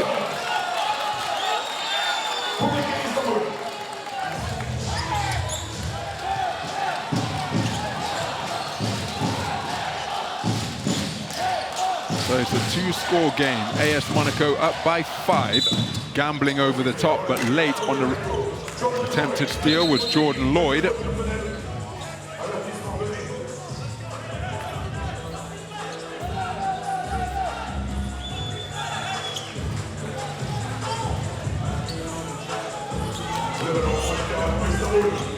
End-line possession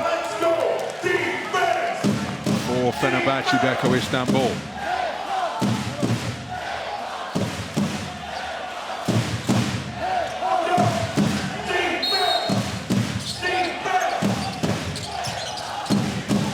So Calathis squares up on Ouattara. Jonathan Motley shoots over Mike James off the front line. Who touched it last? I think it's John Brown. So Jonathan Motley would be disappointed he couldn't find the finish and exploit this mismatch. Good hustle from Deshaun Pierre. Sean Brown getting a hand on it, but not able to wrap his hand around the basketball.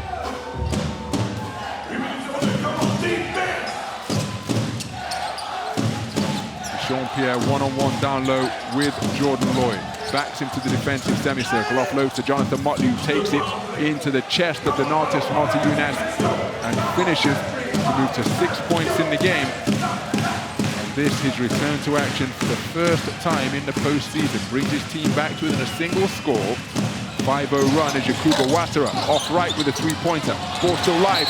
John Brown comes down with it. What an effort on the offensive glass by John Brown III. 3 rebounds in the game, all of them at the offensive end, and watch him fight for this one in a territory where he's outmatched physically, but that is not a measure of the man's desire. So Donatas Motiejunas with the tough finish. 5 points in the second half for AS Monaco, all of them coming from the hot hand of Donatas Motiejunas. 13 points in the game for him to lead all scorers. His team lead by 5. Jean-Pierre rotates it to Nigel Hayes-Davis. Calathes looking to drop it off to Jonathan Motley, was cutting back door. Now, is that a foul or football?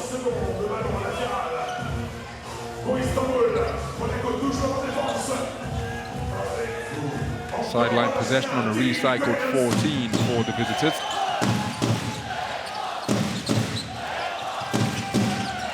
Calathes, pursued by Donatas Motiejunas and Yakuba Ouattara. Ball rotated to Jean-Pierre. Edge of the lane, floater is good. Jean-Pierre with his first score of the game. It's the one-score affair once more. 3 points to deficit faced by Fenerbahçe. Tough catch, John Brown, down to the dots, back out to the corner. And Donatas Motiejunas off on this occasion from the opposite corner from where he made the first score of the second half. Good look at the basket for AS Monaco. Wilbekin keeping his dribble alive, pursued by Ouattara. They dump it down low to Jean-Pierre, defended by Mike James. Jean-Pierre surrounded by a treble team, offloads to Jonathan Motley, spins baseline, bullies his way to the basket, gets his own offensive rebound, looks to kick it back to the perimeter. Calathes saves it to Wilbekin. He's got the ball in his hands. Big screen set by Motley.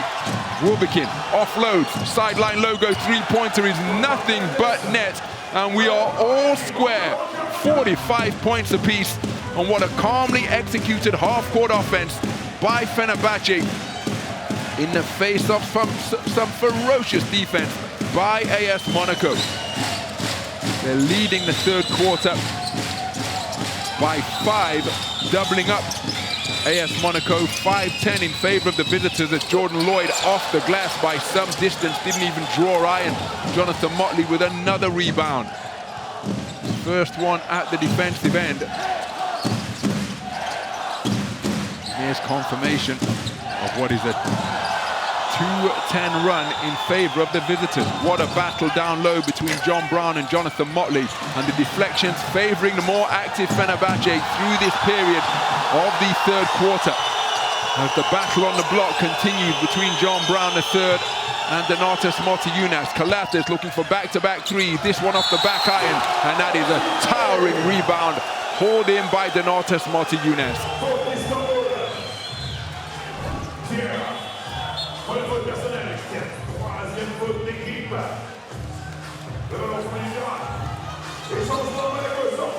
Well, it's Donatas Motiejunas' offense that is keeping his team in contention thus far. He has got all 5 AS Monaco points in the third quarter so far. On the other side of the basketball, Fenerbahçe have scored 10.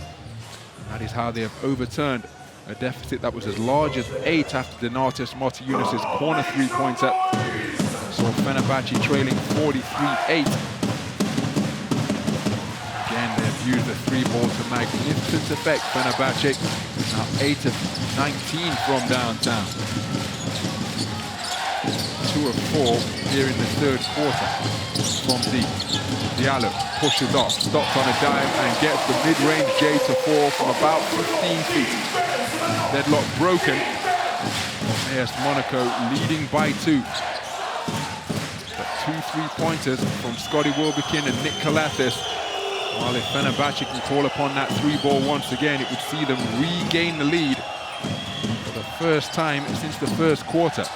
Nigel Hayes-Davis does exactly that, drilling from downtown to put his team up by 1.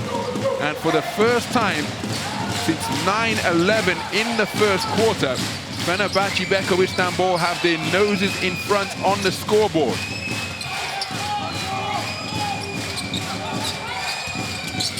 Beautiful offload, Donatas Montayunas with the baseline cut and reverse layup finish to beat the 3 converging defenders.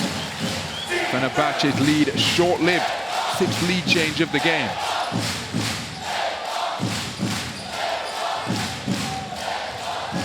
So Deshaun Pierre out to the perimeter. Yorgos Papagiannis' 3-ball is short, off the front rim. Elia Kobo pushing down to the baseline, putting the Fenerbahçe transition D on their heels. Mike James catches the shooter and lands from long range. Mike James hits his first 3-pointer of the game. AS Monaco open up a 4-point lead. Mike James, who's had a lean time from downtown, just 23.8% in the playoffs. Now 1 of 2 from 3-point territory in this fixture. As 2 3-pointers have been netted by the home team here in this quarter. Calates off the iron. And that is a shot, well, it couldn't have been off the iron because it's a shot clock violation. Now I think Calates is saying that it drew iron, and so the horn for the shot clock violation shouldn't have sounded.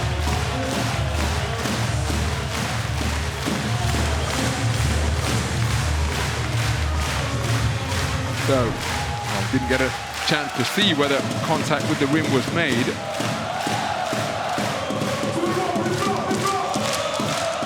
And the capacity crowd in attendance here at the Stade Gaston Médecin generating a magnificent atmosphere. AS Monaco riding that energy to lead by 4 after they succumb the lead briefly at 47-48.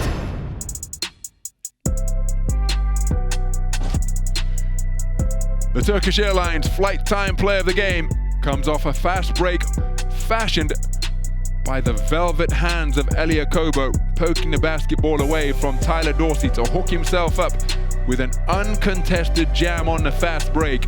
Hanging on that rim to buy a little bit more flight time. Elia Kobo with the Turkish Airlines flight time play of the game.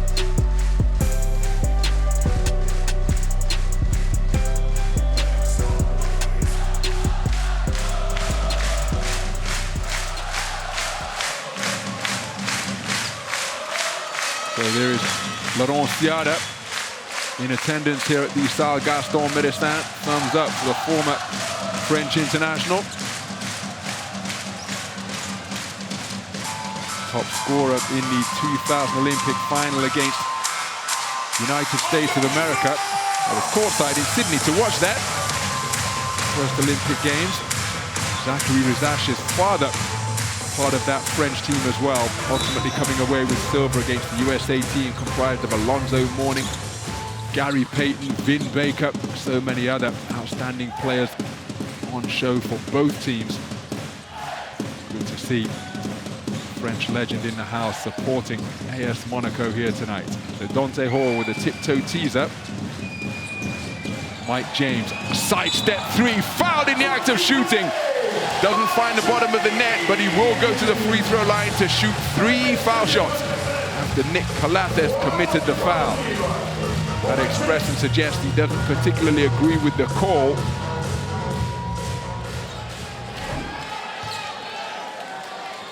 I think he's saying that Mike James is increasing his landing base.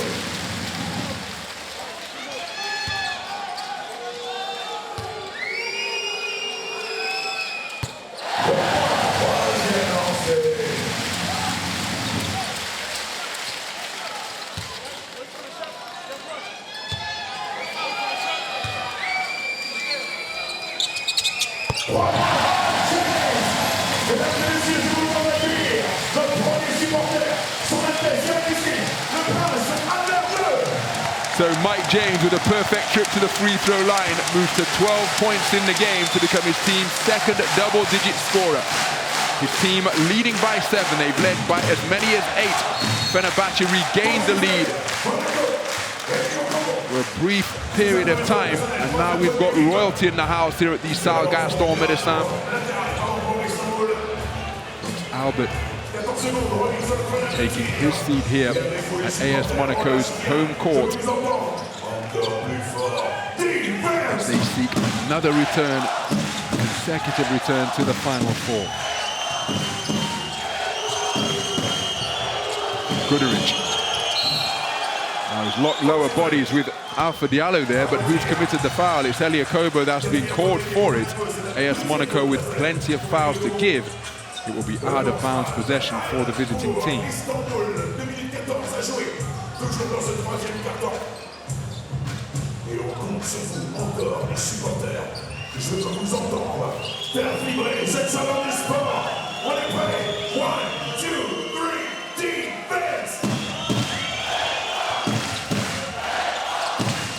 So it's an 8-0 run for AS Monaco. Slapped against the backboard from behind by Alpha Diallo. What a magnificent defensive play. After being beaten with the dribble, not giving up on it, staying in pursuit of Nick Calathes. As Mike James sidestep three off the front iron, Calathes runs down the rebound on the wing.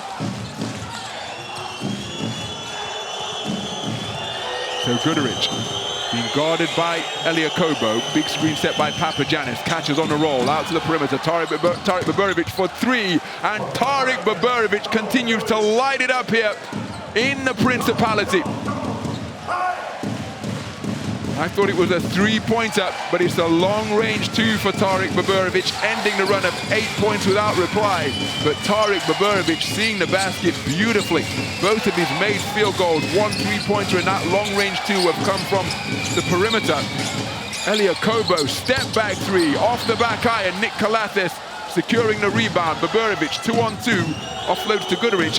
Guduric waiting for reinforcements.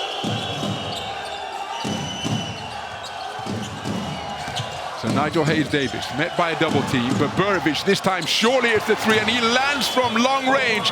Tarik Baburovic heating up here in the third quarter, brings his team right back into contention. A run of 5 points personal from his hot hand has seen a lead that was as large as 7 cut back to just 2.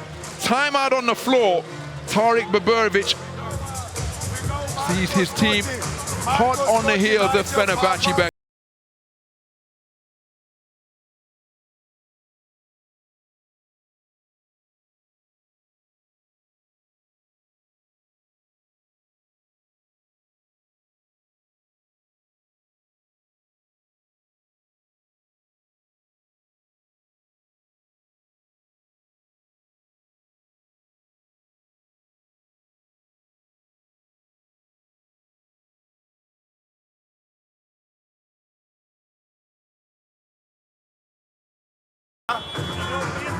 Yeah. Papa, you gotta receive after UCLA lower. Marco, you clear. Nate, you pass to Papa.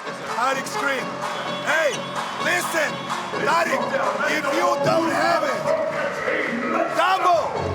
So Zvezdan Mitrovic, the former AS Monaco head coach, in attendance here. Tarik is on chain.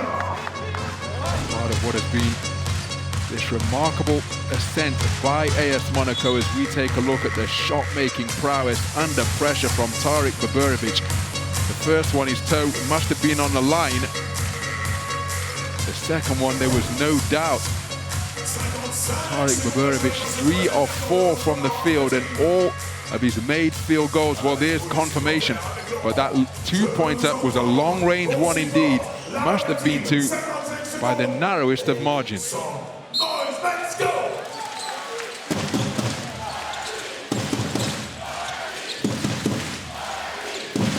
So AS Monaco used the run of 8 points without reply to go up by 7 to wrestle the lead back from Fenerbahçe after they were down 47-48. But then Tarik Baburovic hit 5 points in a flash to bring his team back to within 2. Mike James probing the three-point line, pulls up from mid-range off the front iron. Dante Hall fighting for it. Tarik Baburovic picking up the pieces at knee height. So what a spur he is proving to be for Fenerbahçe during this passage of play. I'm not quite sure why the clocks have stopped. Gonna have a whistle here, surely. Because everything is frozen. Everything is frozen.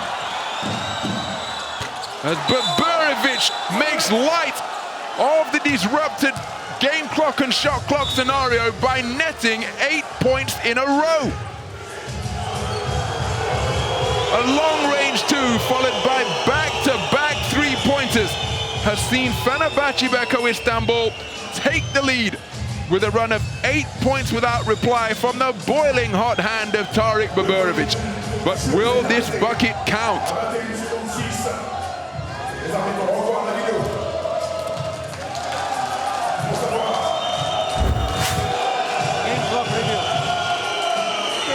Oh, this is going to be interesting. Go back. This is the moment it stop incorrectly. Go. We need to stop exactly when it is stopping correctly. Go.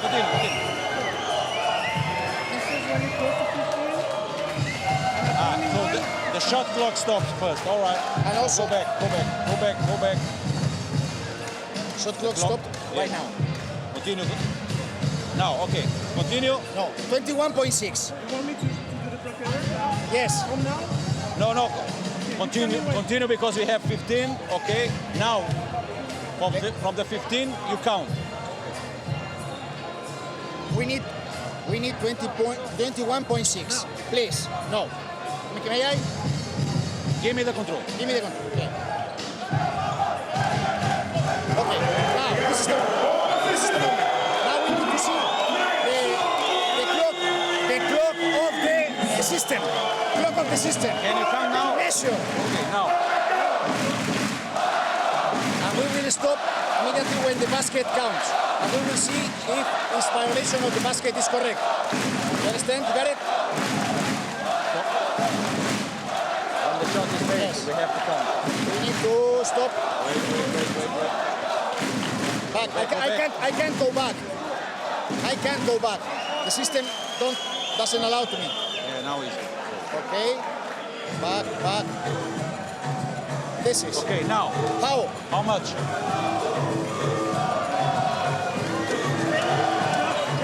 Put me here.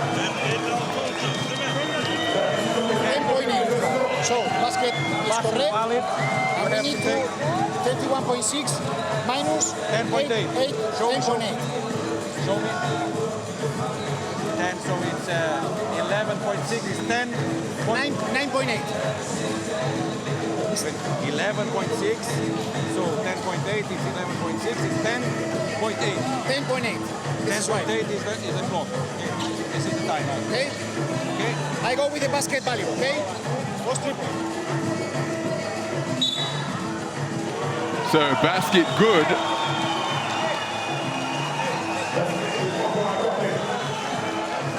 And Tarik Baburovic putting Fenerbahçe Beko Istanbul on his back.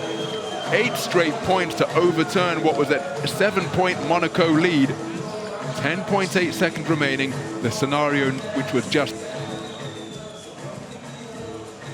decided at the video operator's table, explained to both of the coaches.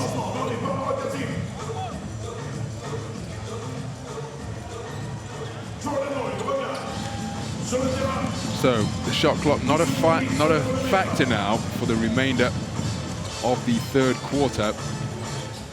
AS Monaco will be looking to counter what is a run of 8 straight points. And they have been held scoreless for practically 2.5 minutes. Zakobo working the dribble, is going to have to pull the trigger. He does so. Sidestep 3 off the back iron.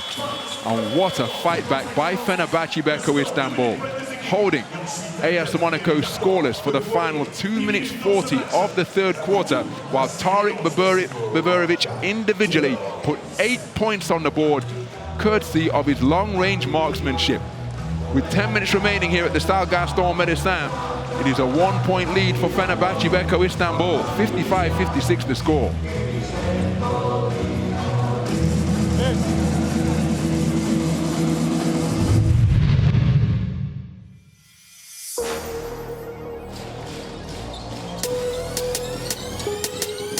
Well, it's been a terrific period of action. In the third quarter here at the Stade Gaston Médecin, ultimately taken by Fenerbahçe Beko Istanbul by 6. Bear in mind that 8 of their 21 third quarter points coming from the hot hand of Tarik Baburovic in the final minute and a half. Mike James finally got a three-pointer to fall. That was the last field goal scored by AS Monaco. That came with just under 4 minutes of the quarter remaining. The other scores came from the free throw line, but then Tarik Baburovic got hot, hitting 3 long-range jump shots in a row. One of them must have been a two-pointer by the narrowest of margins. The other 2 clearly three-pointers.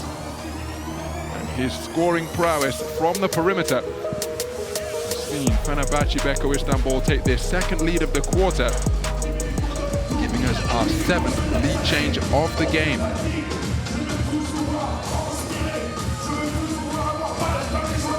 Once again, it is the 3-ball that is paying huge dividends for Fenerbahçe Beko Istanbul.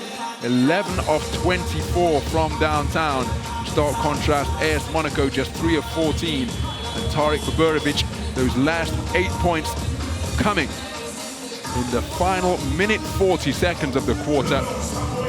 And it just took that brief passage of time for Tarik Baburovic and his scoring exploits to see him named as the outstanding performer of quarter number 3.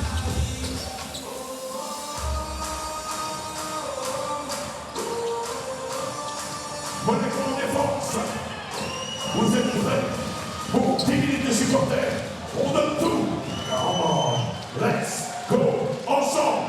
Defense. Defense.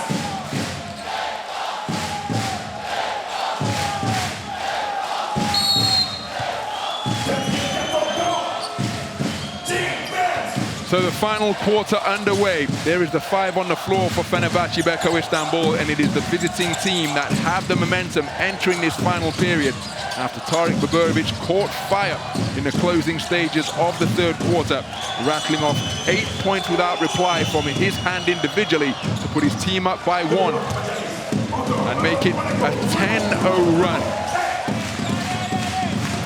Spanning quarters 3 and 4 to give Fenerbahçe Beko Istanbul a 3-point lead. That should be 55-58, and indeed it is.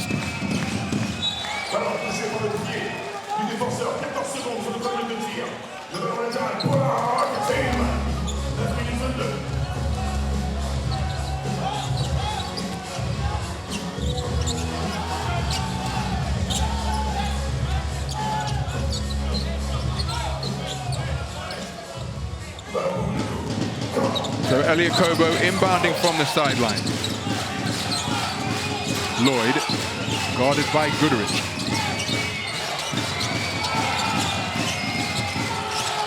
So Lloyd blows by Guduric, gets the jump shot to go from the edge of the lane and will go to the free throw line looking to add 1 more. That is outstanding recognition from Jordan Lloyd. Beaten on the blow-by after he gambled reaching for the steal. Jordan Lloyd making no mistake, having got to his spot, ending the run of 10 straight points posted by Fenerbahçe Beko Istanbul. The 3-point play will bring about parity on the scoreboard. So Jordan Lloyd completes the 3-point play to tie things up in the presence of Prince Albert of Monaco here at the Stade Gaston Médecin. And the crowd dialing up the decibel level once again as Alpha Diallo called for the foul. That's his 3rd.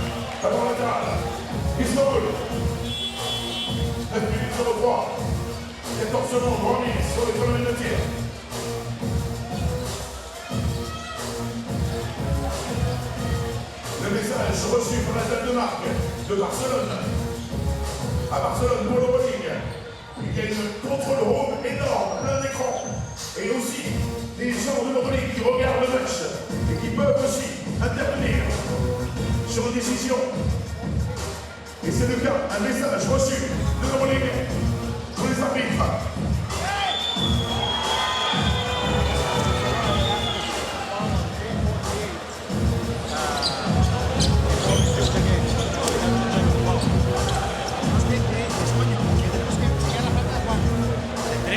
joder.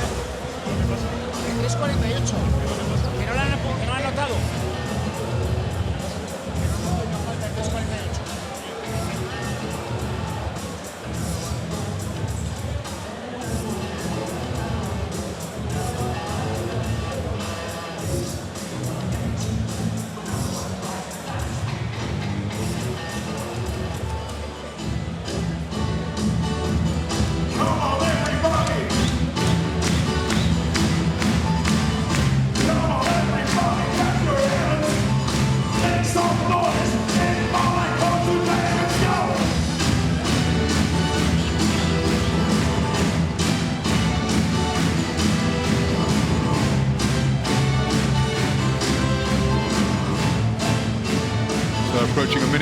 here in the fourth and final quarter.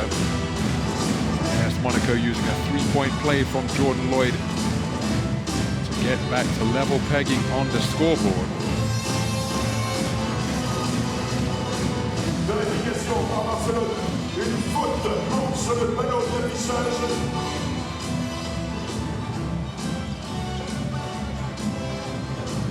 Sur le 3 et joué tout de suite.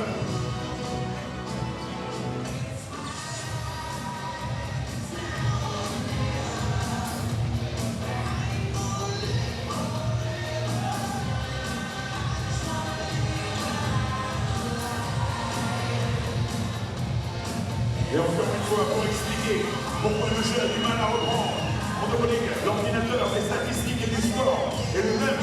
Et tout doit être en ordre pour que le match puisse continuer. C'est ce qu'ils sont en train de faire à la table de marque. Et c'est pas forcément évident, pour vous dire la vérité, avec le logiciel de l'EuroLeague. Donc les choses sont en train de se remettre en ordre.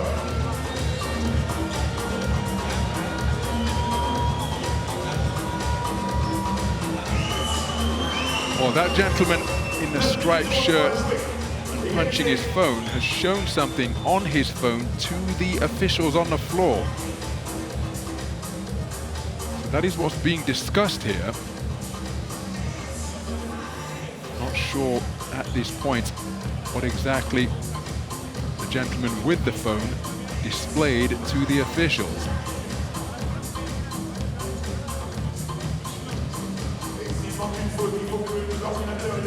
One of the backroom staff here at AS Monaco.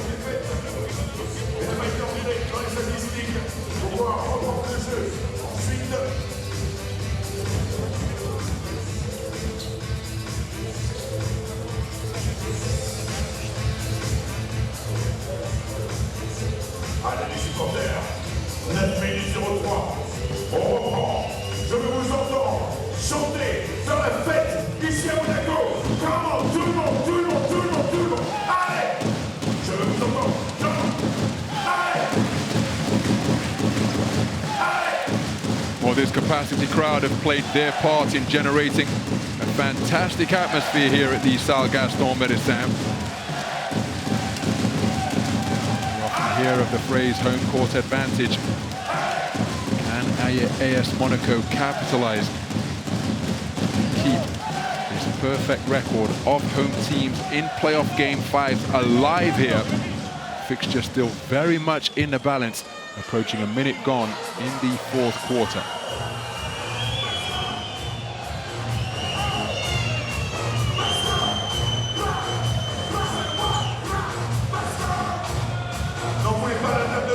Le contrôle est pris aussi par les équipes de Barcelone à distance.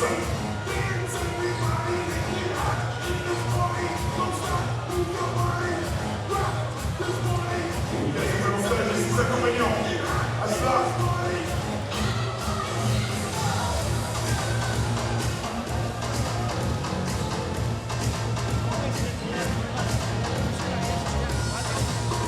It's the same for players on both teams, of course, but this a difficult interlude.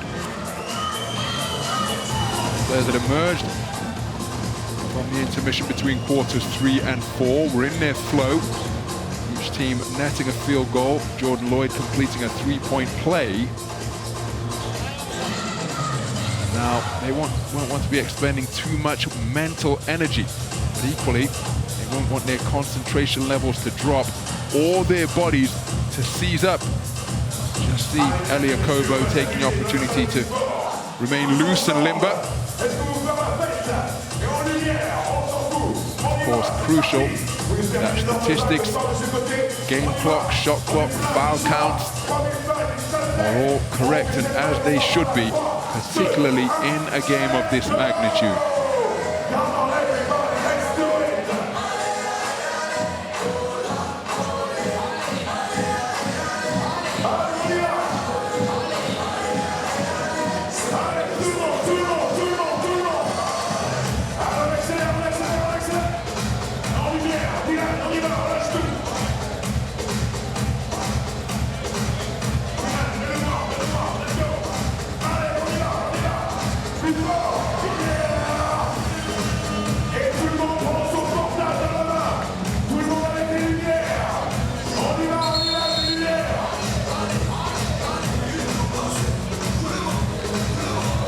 game night producers of the AV show, taking the opportunity to dim the house lights and get the fans fully engaged and completely involved. They're providing the spotlights now. The lights from their smartphones. But again, the players preparing to return into the fray.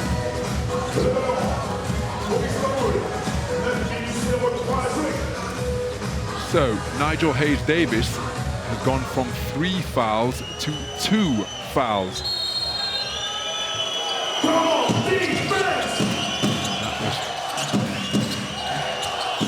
That's the conclusion of that unscheduled interlude.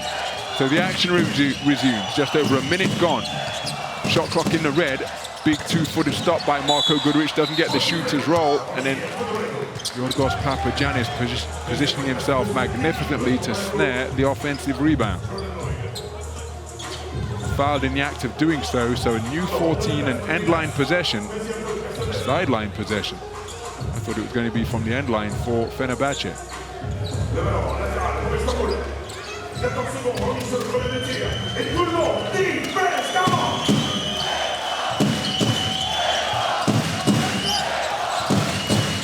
So Wilbekin fakes the 3, gets to the edge of the lane, bullet pass to the corner, 3-pointer is off the back iron from Nate Sestina. We've got contact down low, and Jordan Lloyd has been called for the foul.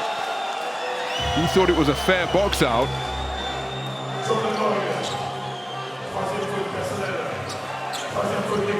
So 2 fouls in quick succession.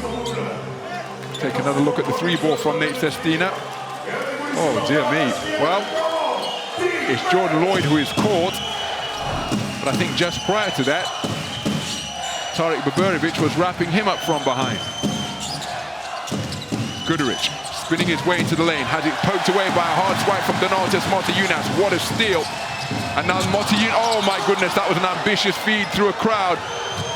And it's Fenerbahçe who benefit with an uncontested score practically at the offensive end.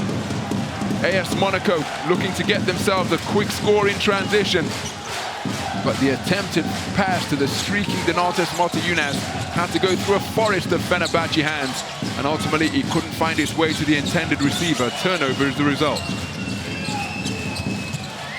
Kobo leaves his feet to pass. Alpha Diallo checking the shot clock, pulls the trigger with the shot clock in the red, and AS Monaco completely out of sync and out of sorts since the resumption after that impromptu interlude, which resulted in Nigel Hayes-Davis seeing his foul count reduced from 3 to 2. Well, momentum, a funny thing in sports. You certainly recognize it when you are in the presence of it. The fans do too, and that is why they are pumping up the volume here in a bid to get their team back on track. Fenerbahçe with a 2-point lead with 2 minutes 20 gone in the final quarter. Wilbekin with a speed edge over Motiejunas, dancing with the dribble, hangs it up for Papa. Yo, that's a terrific reception. Papagiannis made the catch, just couldn't contort his body enough to kiss it home off the glass. So Akobo pushed out towards the halfway line. Motiejunas looks at the 3, doesn't pull the trigger, and again it's another ambitious backdoor feed. Now is this football? I think it was football from Elia Kobo, wasn't it? But they're saying football from Fenerbahçe, which would give AS Monaco possession and a recycled 14. The officials more closely, more optimally placed tonight. So Rune Šaštakajvičius not agreeing with the call that has gone against him. Let's take a look. It's Motiejunas looking to drop off the backdoor cut. Now that's the football, isn't it? That was my instinct. Then there's a subsequent football from Nate Sestina, but not before it had been kicked by Elia Kobo.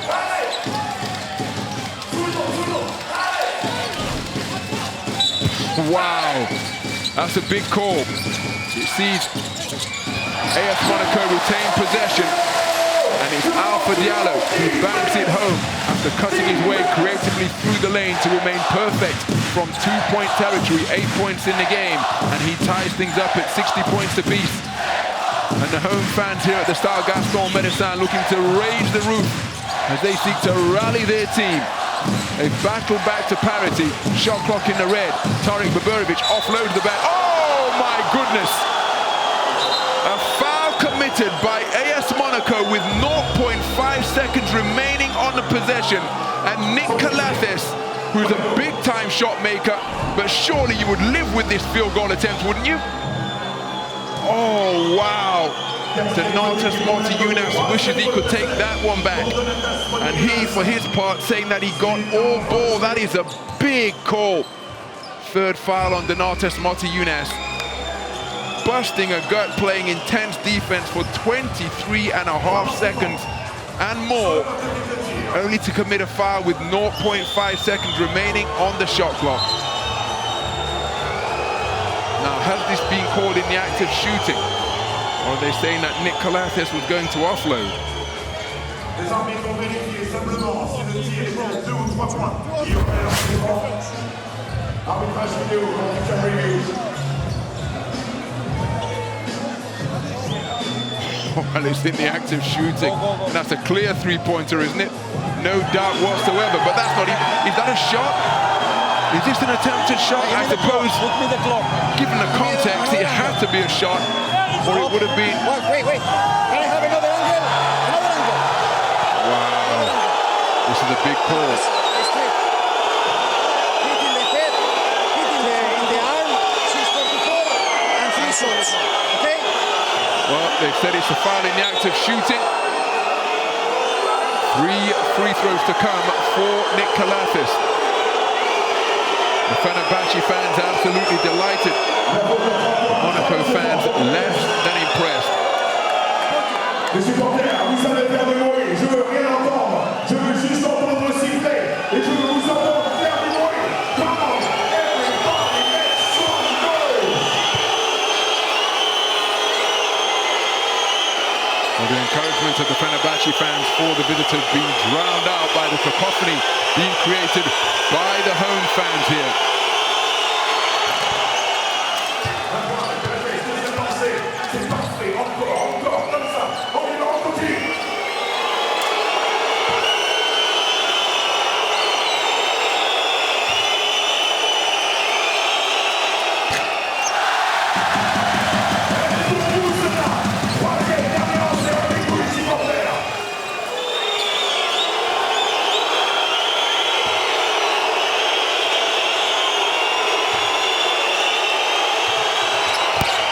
So Nick Calathes goes 2 of 3 from the free throw line, gives his team a 1-possession lead, putting them up by 2.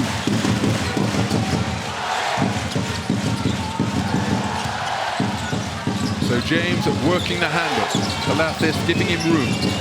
Diallo playing point forward, defended by Baburovic. Attacks the lane, comes up empty, and it's another turnover committed by AS Monaco.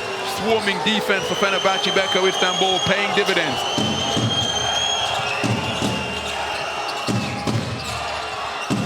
That the 4th turnover of the 4th quarter committed by AS Monaco, as Papagiannis lines up a three-pointer. It's long and off right. Ball still live off the rim. Motiejunas looked to deflect it back to the perimeter, but only put it into the hands of Scotty Wilbekin. So AS Monaco not taking care of the basketball well in this 4th quarter. As Calathes off the iron with a three-pointer. Rebound secured by the home team. So a low-scoring 4th quarter so far, being edged by Fenerbahçe 5-6, as Mike James draws the foul on Nick Calathes. Calathes will be called for his 3rd.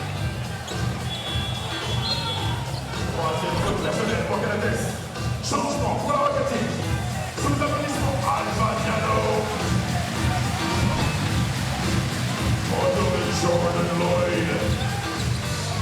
Alors pour Monaco, 14 secondes pour terminer l'action. Avec vous, let's go!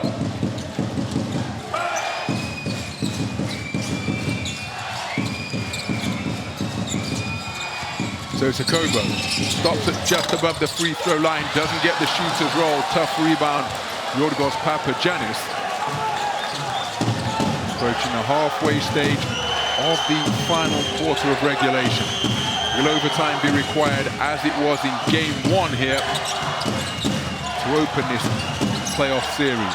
Palacios wide open and doesn't get the shooter's roll, but it's a tough battle on the boards by Boborovic, and he's going to draw a foul.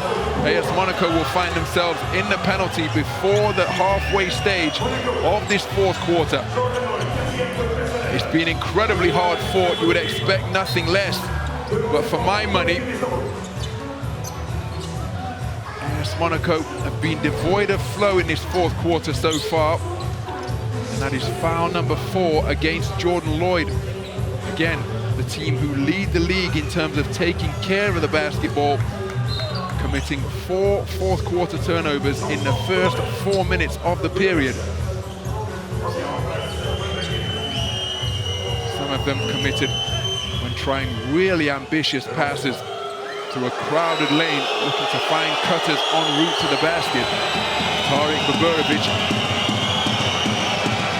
19 of 21 from the free throw line this campaign. The perfect 5 of 5 now in the postseason. Puts his team up by 3.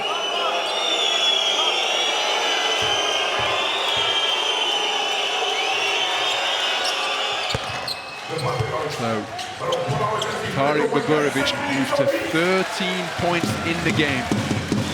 What a game in which to have one of your best scoring outings in the Turkish Airlines EuroLeague. It's a 2-score affair. Jordan Lloyd has almost lost the handle again. Mike James bails him out. The offload to John Brown. Denied at the goal by Yorgos Papagiannis with a terrific rejection. Rotating to turn away that field goal attempt and spark a secondary break opportunity for Fenerbahçe Beko Istanbul. Terrific interior defending by Yorgos Papagiannis. So Boborovic, ambitious leaner off the iron. Rebound Donatas Motiejunas. Now Mike James, with his team trailing by 4, will want to come away with points on the board here, either from the field or free throw line. Works his way into the lane. Offload, Donatas Motiejunas, fouled in the act of shooting. Now Jordan Lloyd is saying that's an unsportsmanlike, but I think it's going to be a regular shooting foul that will send Donatas Motiejunas to the free throw line for 2. Fantastic vision from Mike James. Fenerbahçe making life really difficult as we see that rejection from the weak side by Yorgos Papagiannis to deny John Brown. We've got a timeout on the floor beyond the halfway stage of the fourth quarter. It's a fourth quarter being edged by the visitors. That is why they lead by 4. 60-64 the score.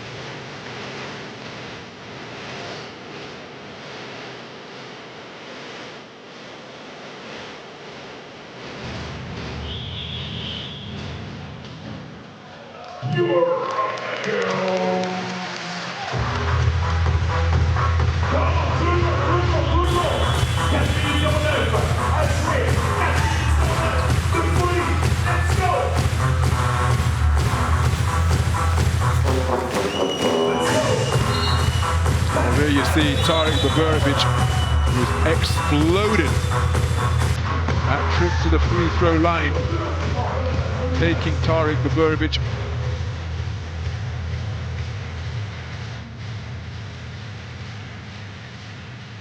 to the high scorer for his team.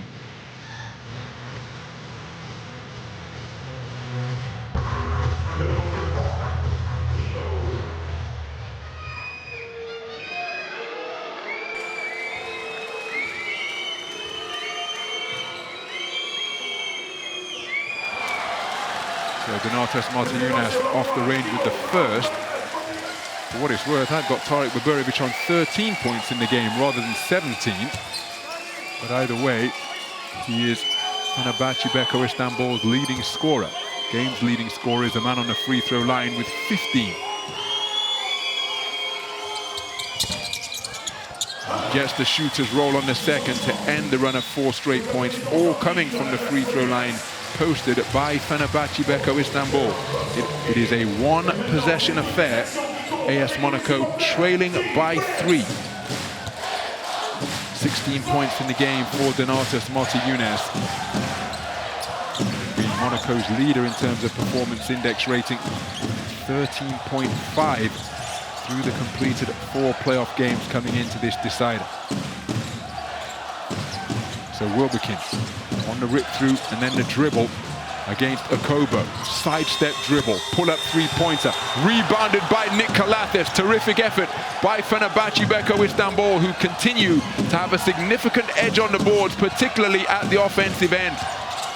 As Wilbekin drives, looking to offload to Papagiannis, broken up, ball still loose. What a hustle play from Scotty Wilbekin. And in performing that swallow dive to get both hands on the basketball, his momentum carrying him over the sidelines. But you cannot knock the man's hustle. Terrific effort by Scotty Wilbekin. Watch him leave his skin on the court here. No regard for his own safety and just breaching the sideline with that left hand. That is how much possession of the pill means deep into the 4th quarter here. A 4th quarter that has been low scoring indeed.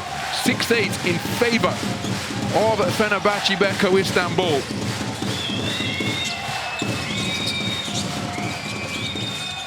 Zakobo working on Wilbekin, gets the step, initiates contact, mid-range J from the dots, came down with snow on it. Such was the peak of the parabola here at the Salle Gaston Médecin, and that brings his team back to within 1.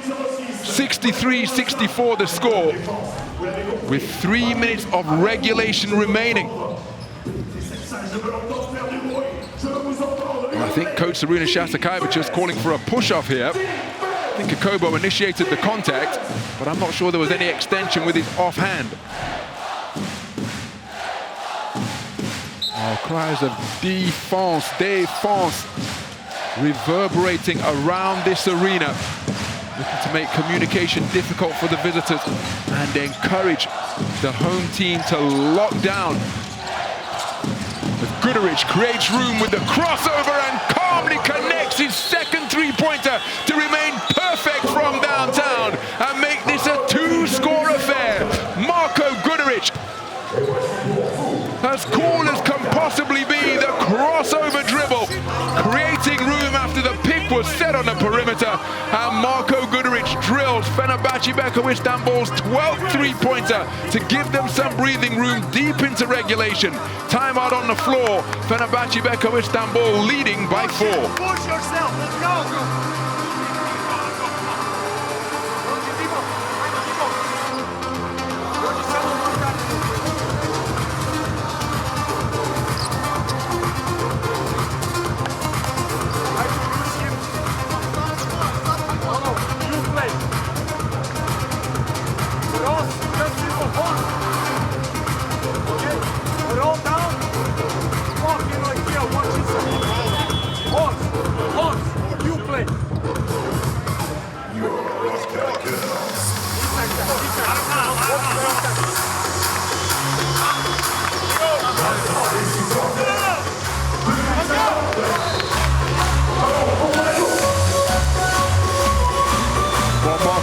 Has stepped up big time for Fenerbahçe Beko Istanbul during the course of the postseason, posting 10.2 points, 3.2 assists and a performance index rating of 11.5,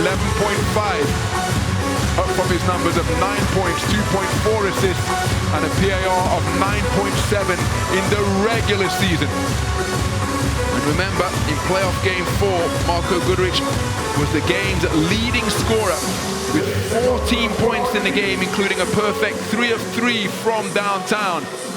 He's hit both of his 3-point attempts tonight, none bigger than that one, to put his team up by 4 with 2 minutes and 40 seconds remaining. So Okobo Being defended by Wilbekin. Diallo comes to set a screen. Kobo keeps it himself. Difficult. Jay's off by a distance. And how about that for another weak side block from Yorgos Papagiannis? Donatas Motiejunas was looking to pick up the pieces from a field goal attempt that was off by some distance from Kobo. Terrific weak side defending once again from Yorgos Papagiannis to swat his second shot of the game. Both of them coming here in the fourth quarter. So 6 seconds remaining on this inbound play. They find Donatas Motiejunas, who fakes the three and then drives on Yorgos Papagiannis. That basket will not count. The foul committed on the ground.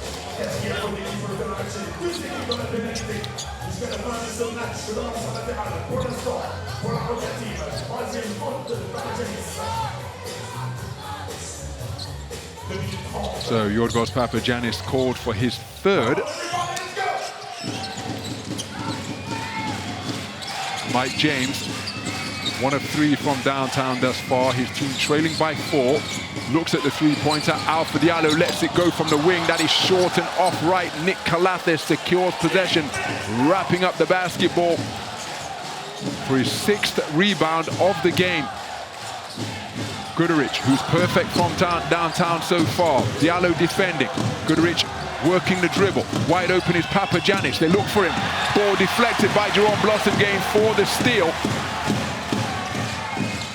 Now, as Mike James pulls up off the dribble and lands it from long range. Another clutch bucket in the cannon of those made by the all-time leading scorer in the Turkish Airlines EuroLeague. He brings his team back to within 1.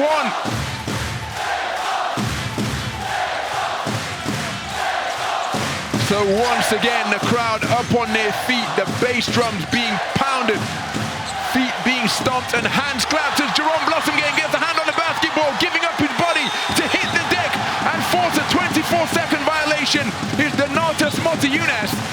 The violation not enforced because AS Monaco got their hands on the basketball. Here's the possession off the turnover as Elia Kobo makes it a run of 5 points without reply to put his team up by 1. Prince Albert of Monaco up on his feet, applauding the effort. That is the basis of a brilliant fight back by the home team to edge ahead on the scoreboard. Timeout on the floor. We are in crunch time where the EuroLeague legends earn and build their reputation. And this one has come down to the wire once again. Let's listen in.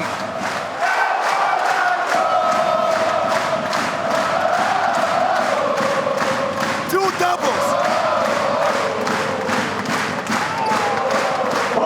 Nick to Marco. Marco to Scotty. Double.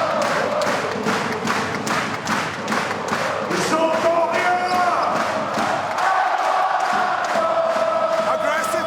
If it's short throw, Nigel cutback. Hey, Tariq. Go for Marco. Tariq for Marco. So Elia Kobo getting to his spot and hitting that mid-range jump shot once again.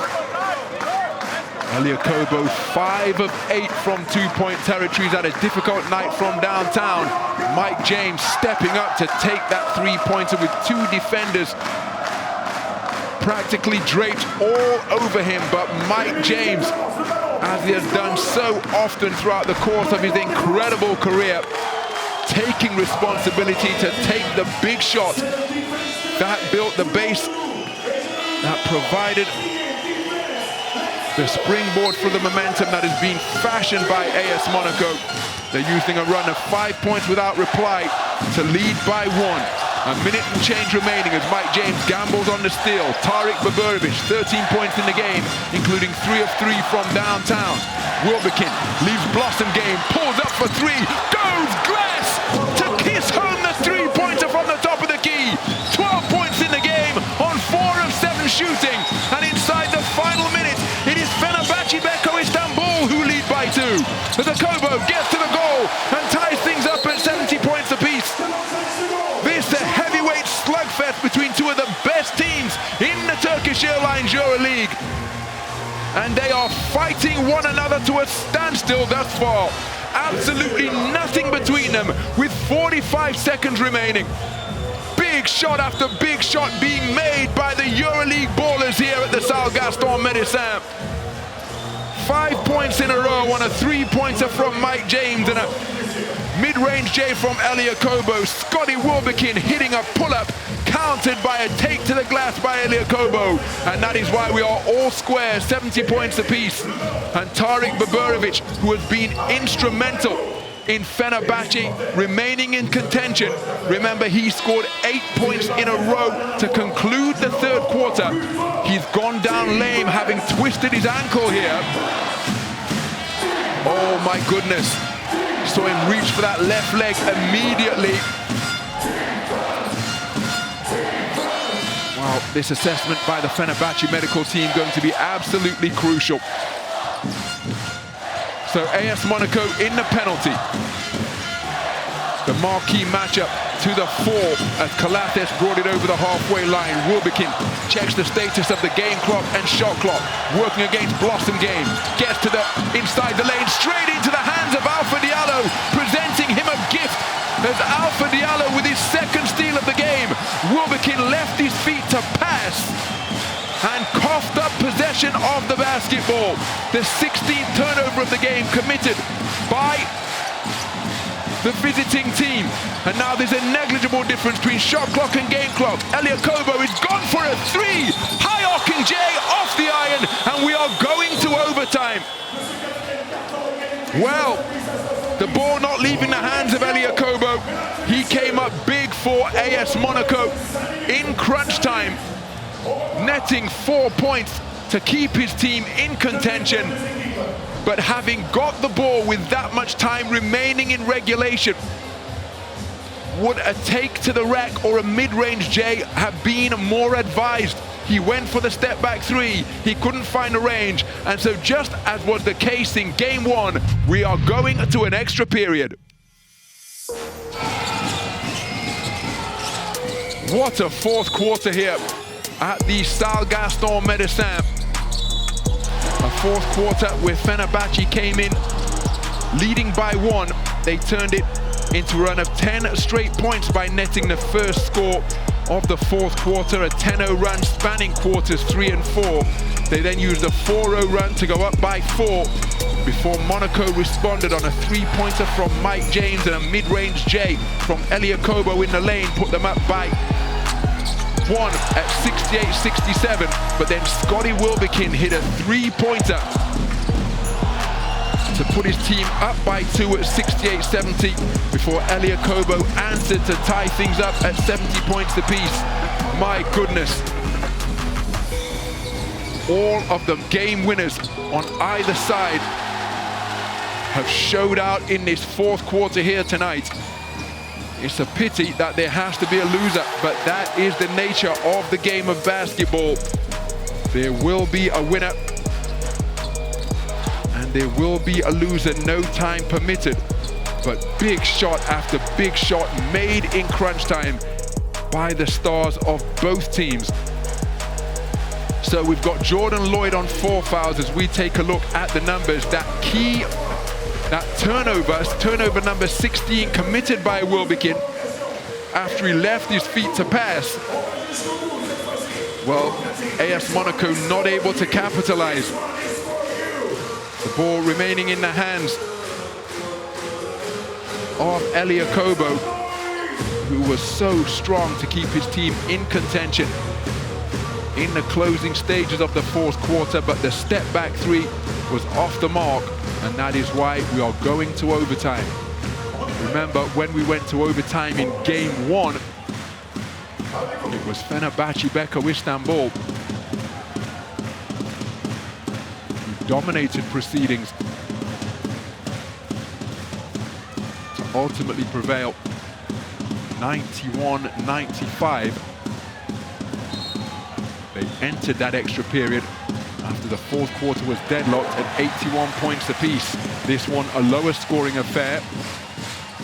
And the opening tip of the overtime period controlled by Fenerbahçe Beko, by AS Monaco. So a Kobo. Hesitation dribble, spinning, offloads to John Brown. Brown gives it back. Motiejunas opening the corner. Mid-range J from John Brown is off the front iron. Rebound. AS Monaco. Pull-up three-pointer. Mike James makes it another big three-point bucket in crunch time. And after being quiet for the majority of this playoff series, Mike James coming to the fore here. Both in the closing stages of the fourth and the start of the extra period. His team lead by 3. Mike James, now 3 of 5 from downtown, is bullying his way to the defensive halo. Is Georgios Papagiannis. Foul committed by Donatas Motiejunas.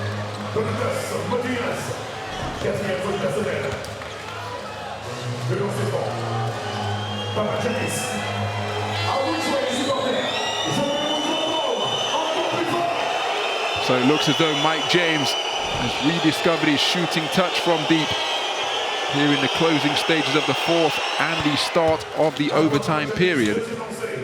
Donatas Motiejunas called for his 4th foul. He and Jordan Lloyd on 4 fouls apiece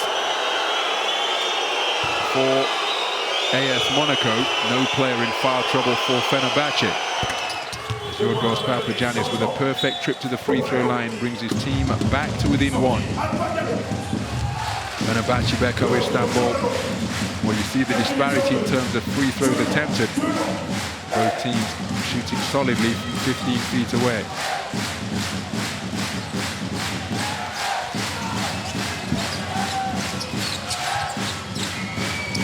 So James pushes it. Oh my goodness. Completely faked out John Brown, who was cutting towards the lane. But it looked as though, watch Mike James here. That head fake with the eyes, catching everybody unawares, including his teammate, who was the intended receiver. Turnover number 11 committed by AS Monaco.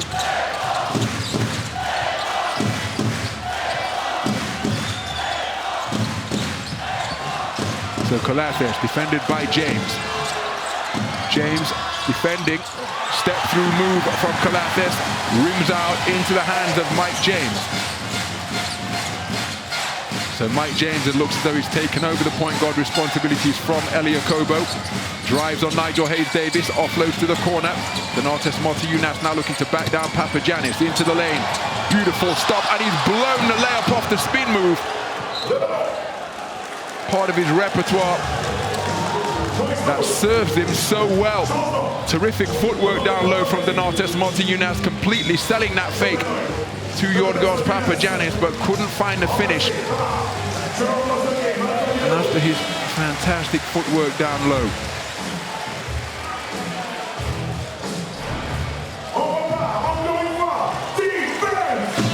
So Donatas Motiejunas taking a breather. Heavy minutes logged by him tonight, 29 minutes in the fixture so far, 10 lead changes in the game through the 4 completed quarters. Wilbekin, big 1-2 stop, tough bucket from Scotty Wilbekin. His team's first field goal of the overtime period sees them go up by 1 for their first lead of overtime.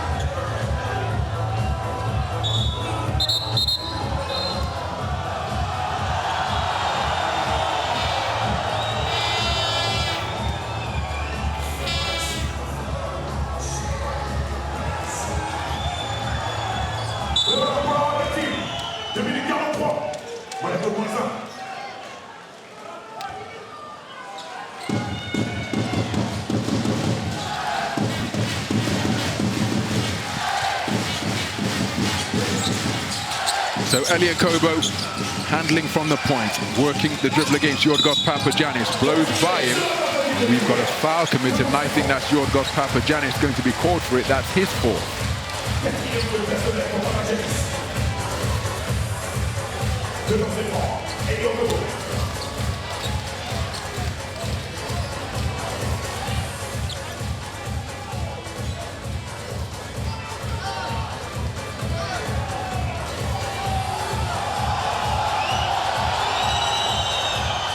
How Terry Tarpey and Kemba Walker would be loved to be out there fighting with their teammates so far. Elie Okobo to the free throw line. ties things up at 74 points apiece.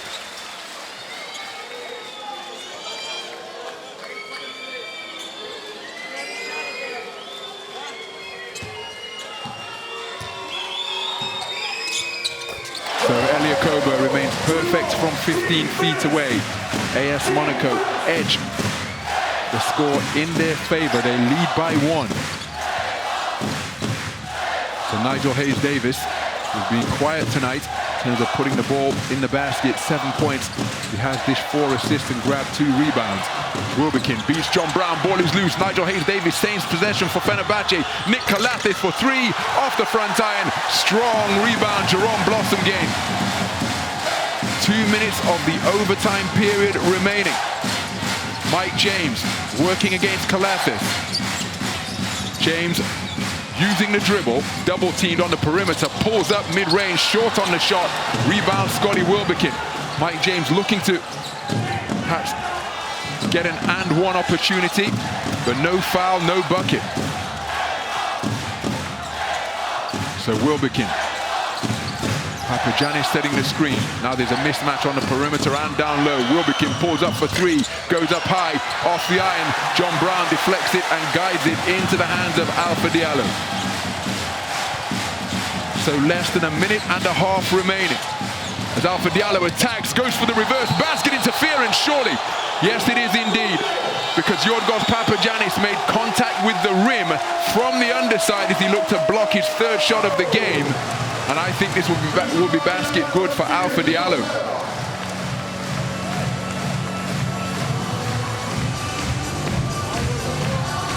So Alpha Diallo recognizing the mismatch.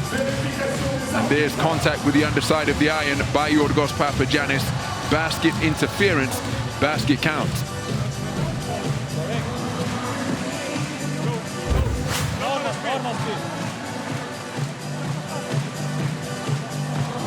Go back.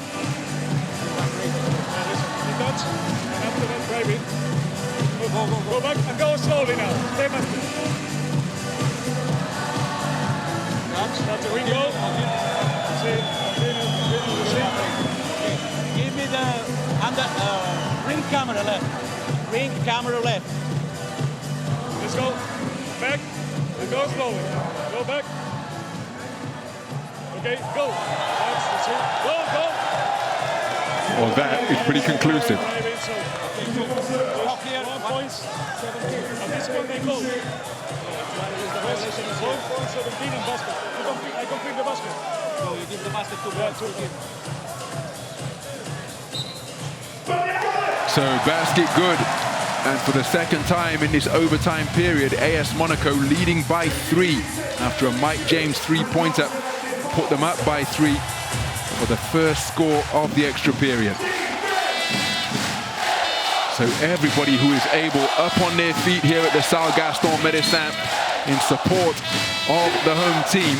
Tarik Baburovic rolled his left ankle deep into the 4th quarter as Mike James gambled on the steal. Kalathis protecting possession of the basketball well. Guduric being forced back towards the halfway line. Sees a seam, attacks, kicks to the corner. Kalathis for 3 and he connects from downtown. And we said he's not the most efficient 3-point shot maker, but my goodness, he is a big-time 3-point shot maker. His 2nd 3-pointer of the game ties things up at 70. Let's go!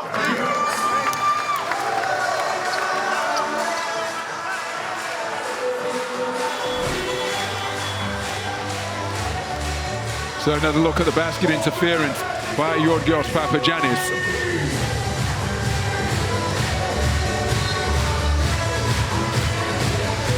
How about this from Nick Kalathis? A night where he hasn't shot the basketball well from 3-point territory. Still no hesitation in stepping up and taking the opportunity that presented itself after that penetration into the paint by Marko Guduric.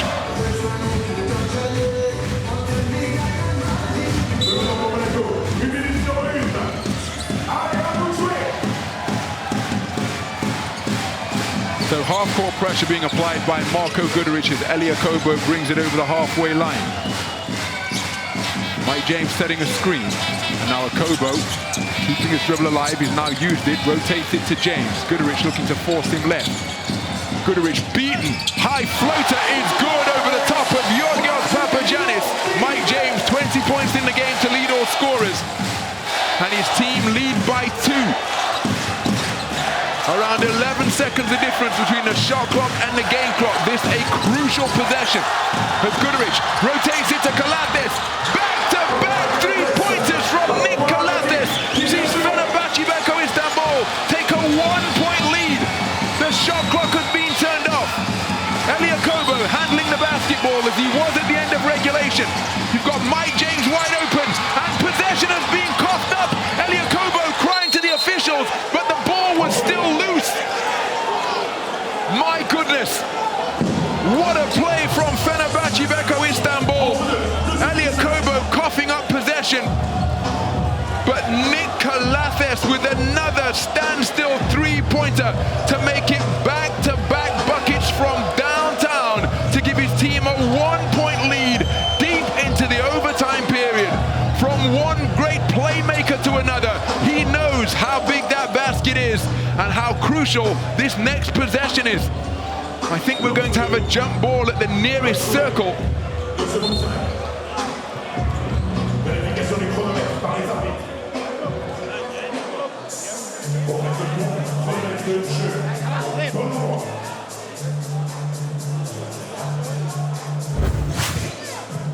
Okay. Go. That's it. 25%. 25%. Wait, I didn't call yet. Now, I stopped the game. 2.5. Okay. So I just called the jump ball here. Okay. You wait a little bit. You wait a little bit, so 2.5, okay? 2.5 is correct. Okay, great. 2.5. Hey. So 2.5 seconds remaining. Who are going to be the protagonists fighting for the jump ball? I think Yorgos Papagiannis may well be involved. Elie Akobo losing the handle. Nick Kalates hitting the deck without hesitation. And then Yorgos Papagiannis and Alpha Diallo looks as though it will be those two jumping it up.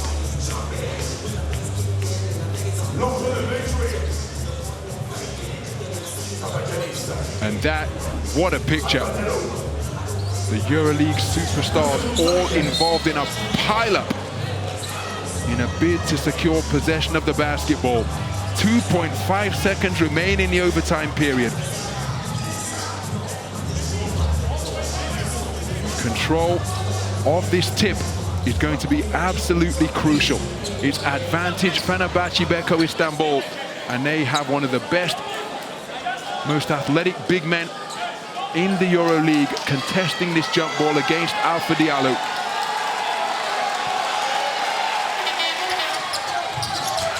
Ball is still loose. Somebody's got to commit a foul, but they don't do so. And it is Fenerbahçe Beko Istanbul who create a little bit of history here of the most significant order at the Salgaston Medicine. Because for the first time in the playoff era of the Turkish Airlines EuroLeague, a road team has come away with a Game 5 victory. And it means that Fenerbahçe Beko Istanbul have punched their ticket to progress through to the Final Four in Berlin later this month. What an absolutely memorable, monumental encounter we have just witnessed here. Just as in Game 1 at the Salgaston Medicine, it required an overtime period for it to be decided. And in the extra period, the shot-making prowess of Nick Kalates, who calmly canned back-to-back three-pointers, have seen Fenerbahçe Beko Istanbul fight and claw their way over the line by the narrowest of margins. It's where basketball can be an incredibly cruel game, because after 4 quarters of play there was nothing between the two sides, and that perhaps would have been a fair result. But in the extra period, the calmness and the composure of Nick Kalates, crucial components in securing Fenerbahçe a famous 1-point victory. The first ever road team to win a playoff Game 5 sees Fenerbahçe Beko Istanbul return to the Final Four, whereas AS Monaco miss out in the most heartbreaking fashion. They deserve all the spirited and generous applause they're receiving from their home fans because they could have given no more. But in the final analysis, in the extra period, it was Ceremonies Jasikaevic's men who executed more efficiently in the extra period to give us a final score after overtime of AS Monaco 79, Fenerbahçe Beko Istanbul 80. A famous road win for Fenerbahçe Beko Istanbul sees them progress to the Final Four extravaganza to conclude the Turkish Airlines EuroLeague season. What a game! Well, the former teammates at Panathinaikos, nothing but respect between those two. And my goodness, didn't they both feature prominently, particularly in the closing stages of crunch time and the overtime period. They fought one another to an absolute standstill. But the shot-making prowess of Nick Calathes, a key component in the jubilant scenes that we are witnessing here now.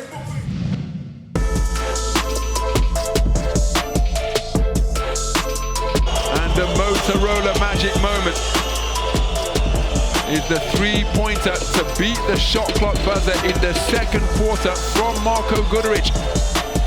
Given a hot potato of a pass from Nick Calathes with the shot clock deep in the red, but Nick Calathes offloading to the tune of one of his 4 assists, none more valuable than Marko Guduric rescuing a potential 24-second shot clock violation with that buzzer beater. Marko Guduric calmly canning one of his 2 3-pointers on a night where he was perfect from downtown for the second consecutive game. And the 16 turnovers committed by Fenerbahçe Beko Istanbul not biting them in the rear. They secured the battle of the boards, 9 steals apiece, 1 block apiece, but the 3-point shooting, 15 made threes at a 43% clip, is absolutely outstanding on a night when AS Monaco had their difficulties from downtown. They came up with some big 3-pointers in the overtime period, but to the victors, the spoils. And that is why Coach Ceremonies Jasikaevicius is all smiles, because he is heading back to the Final Four.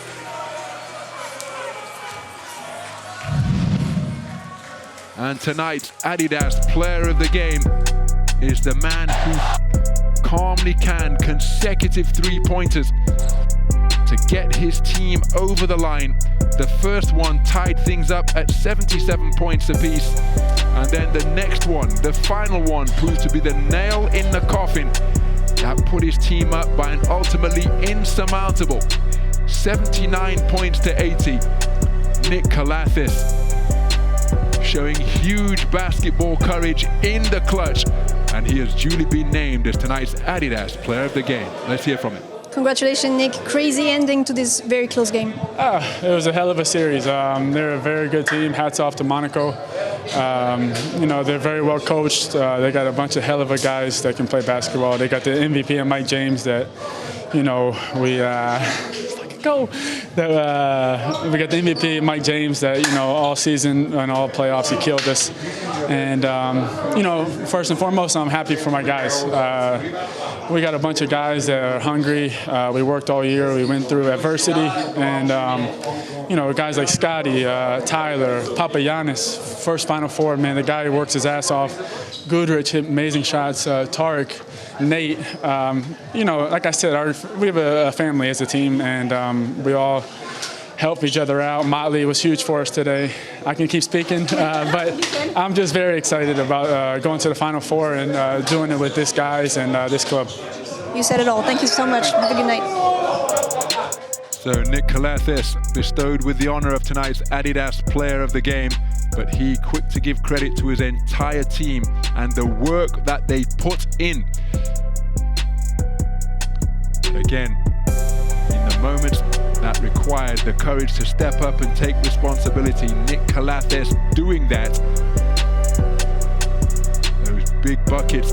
He was 1 of 8 from downtown before making 2 3-pointers, which were the final 2 scores of the game for Fenerbahçe Beko Istanbul. And the final one proving decisive when his team were down by 1 in the closing seconds of the first overtime period. Let's hear from his head coach. Here's Ceremonies. Congratulations, coach. They just give you silence. How do you feel? I feel amazing. What do you feel? I want to say hello to my family, all right? Ayla, Luque, babe. Next step, road to Berlin. Oh, next step is how to land this plane in Istanbul.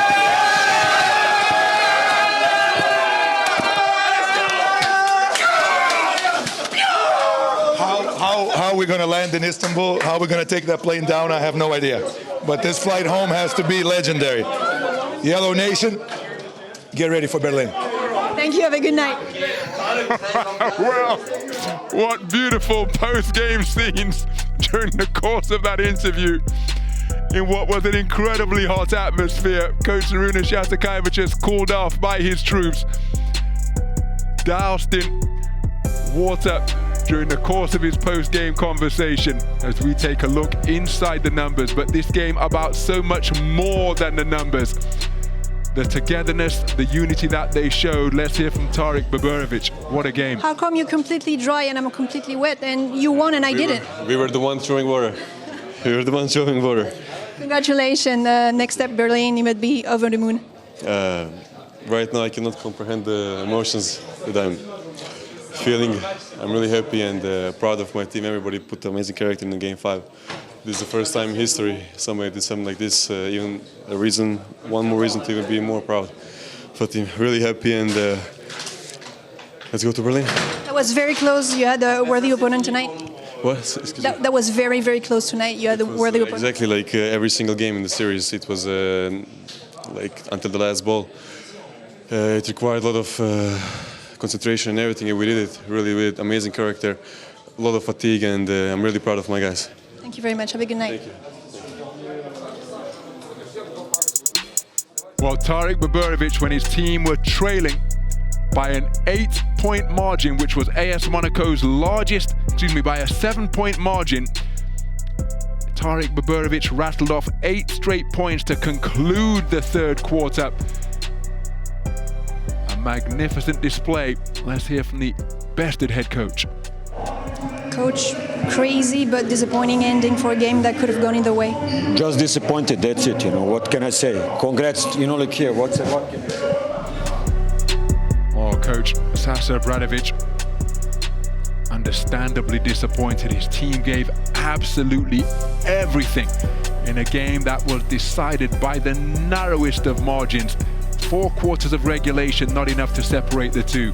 And then in the overtime period, Nick Calathes hitting 2 3-pointers with a minute remaining to tie things up at 77 and then give his team a 1-point lead that would ultimately be decisive. Mike James and Nick Calathes, the players highlighted in the marquee matchup, and both of them coming up huge in the extra period.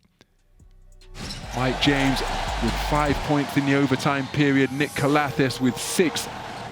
And both of them absolutely integral and instrumental in their team's fortunes tonight. Well, Jonathan Motley gave his team a terrific foundation on which to build in his first appearance in the postseason. Mike James hitting big 3-pointers in crunch time in the end of regulation and in the overtime period as well. Never shying away. That was the shot to start the overtime period that put his team up by 3. And Scotty Wilbekin always providing an answer. Scotty Wilbekin with 14 points in the game on 4 of 8 shooting from 3-point territory. Tough take into the lane and the finish there. But watch Nick Calathes calmly connect on another tiptoe 3-pointer from the perimeter. And the bucket that would ultimately prove to be decisive. tonight's Adidas Player of the Game, stepping up in a major way to conclude the extra period. Well, a final look inside the numbers, but this game, again, was about so much more than the numbers, because it was about the character and the will and the determination showed by both teams.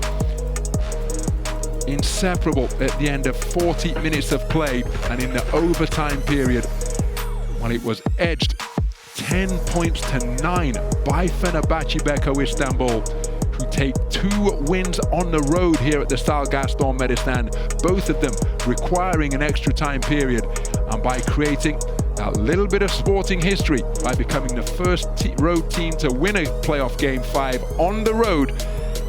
They have joined Real Madrid, who swept Baskonia, Panathinaikos, who defended home court to edge ahead 3-2 in their series against Maccabi Playtika Tel Aviv.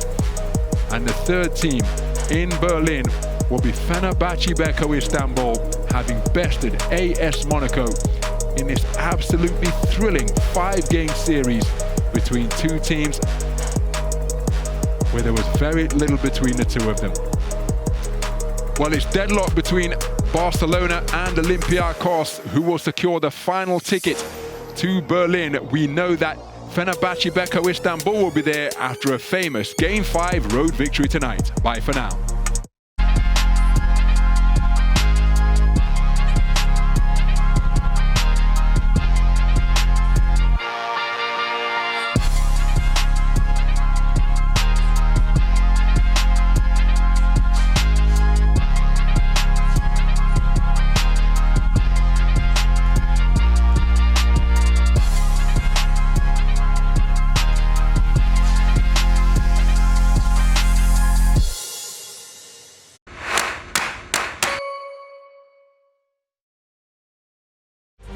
Turkish Airlines EuroLeague in association with